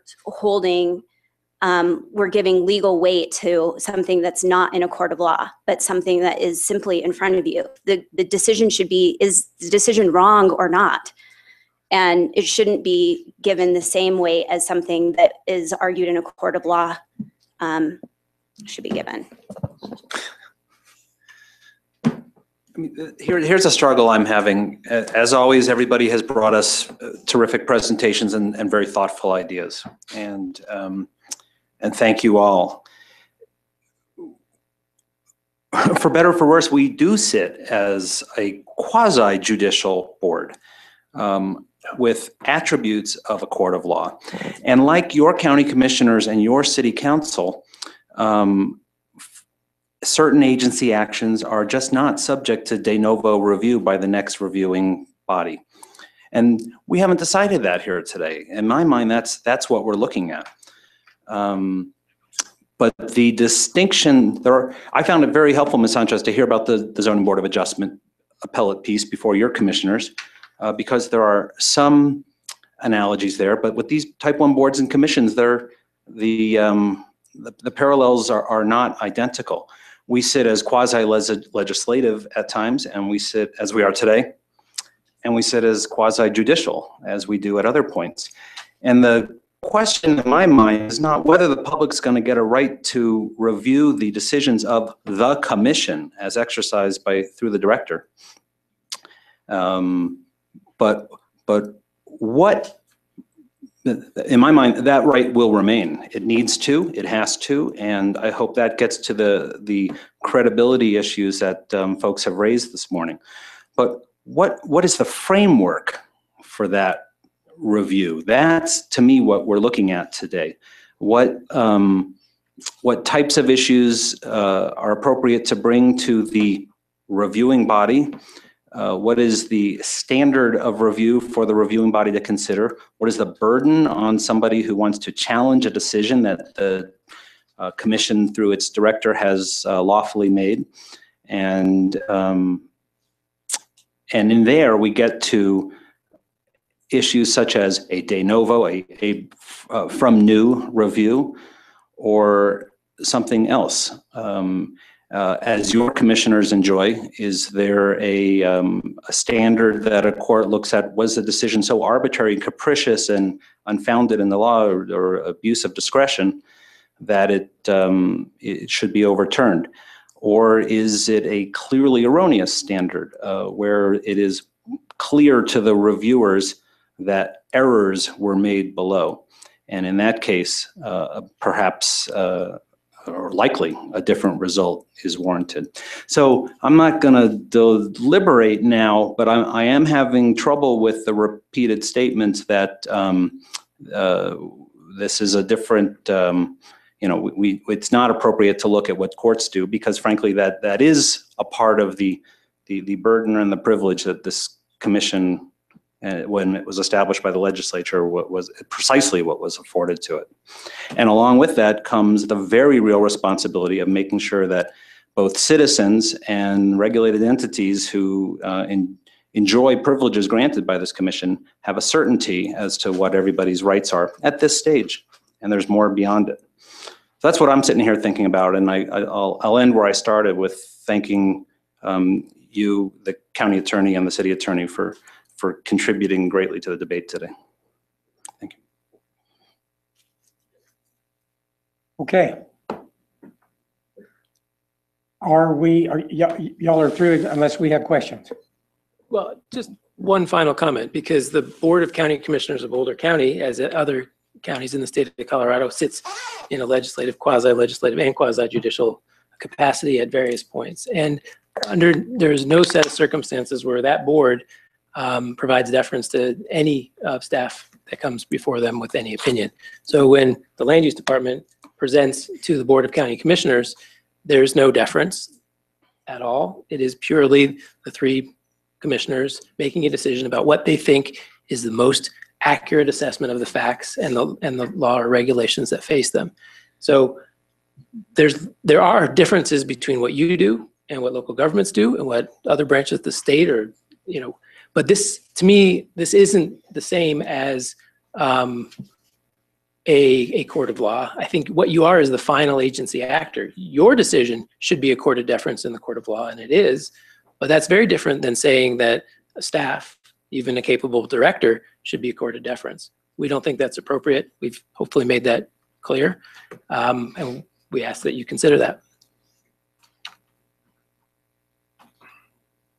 Okay. Are we somewhere near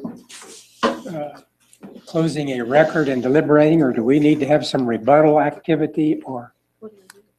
Well, all the parties have additional time for rebuttal. We can, and Weld County still needs to present its case.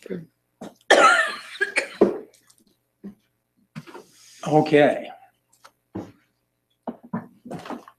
What about sustenance? Sir? What about food? Food? Well, at the very least, I suspect we should listen to Weld County and maybe even rebuttals, and then close the record and go have a bite to eat. And we'll finish up first thing after lunch. Is that reasonable? Okay, Weld County. We're here to listen. Good morning. My name is Troy Swain. I'm the Oil and Gas Liaison. I'm speaking on behalf of the Weld County Commissioners. Mr. Swain, would you please raise your right hand? Do you swear, affirm, under penalty of perjury that the testimony you're about to provide is truthful and accurate? Yes, I do. Thank you, sir. We did provide a pre-hearing statement where Weld County, we stated that we generally support the purpose of the rulemaking and COGCC staff's draft rules, and also support the pre-hearing statements and responses submitted by Bill Barrett Corp. And the pre-hearing statements, including proposed language change and response submitted by the Colorado Oil and Gas Association. Furthermore, Weld County supports and agrees with the COGCC staff's decision not to include the proposed additions to Rule 522B1D. The Weld Board is opposed to granting complaint status to any local jurisdiction other than the jurisdiction where the alleged violation took place. And that concludes our comments. Okay, thank you very much. Any questions? What number was that again? What was the rule again you referenced?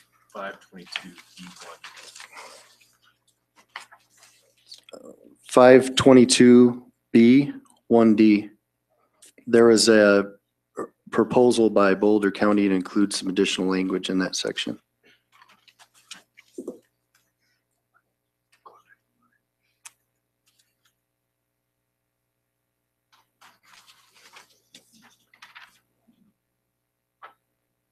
Any questions for Weld County? No. Thank you very much for your testimony. Mr. Chair, Commissioner. I'm wondering, this is a proposal that we go ahead and eat. seems to me like there's some potential wordsmithing going on with some of the language, and we may want to hear from that before we close the record, and so we could have rebuttal and any presentation about wordsmithing changes when we're fresh and able to incorporate that into our decision. I'm amenable to that. I'm not privileged to the wordsmithing activity, so. Mr. Chairman, I might also suggest that we have lunch and executive session in a half hour instead of an hour to get caught up, if that would be acceptable. We do have an executive session, okay.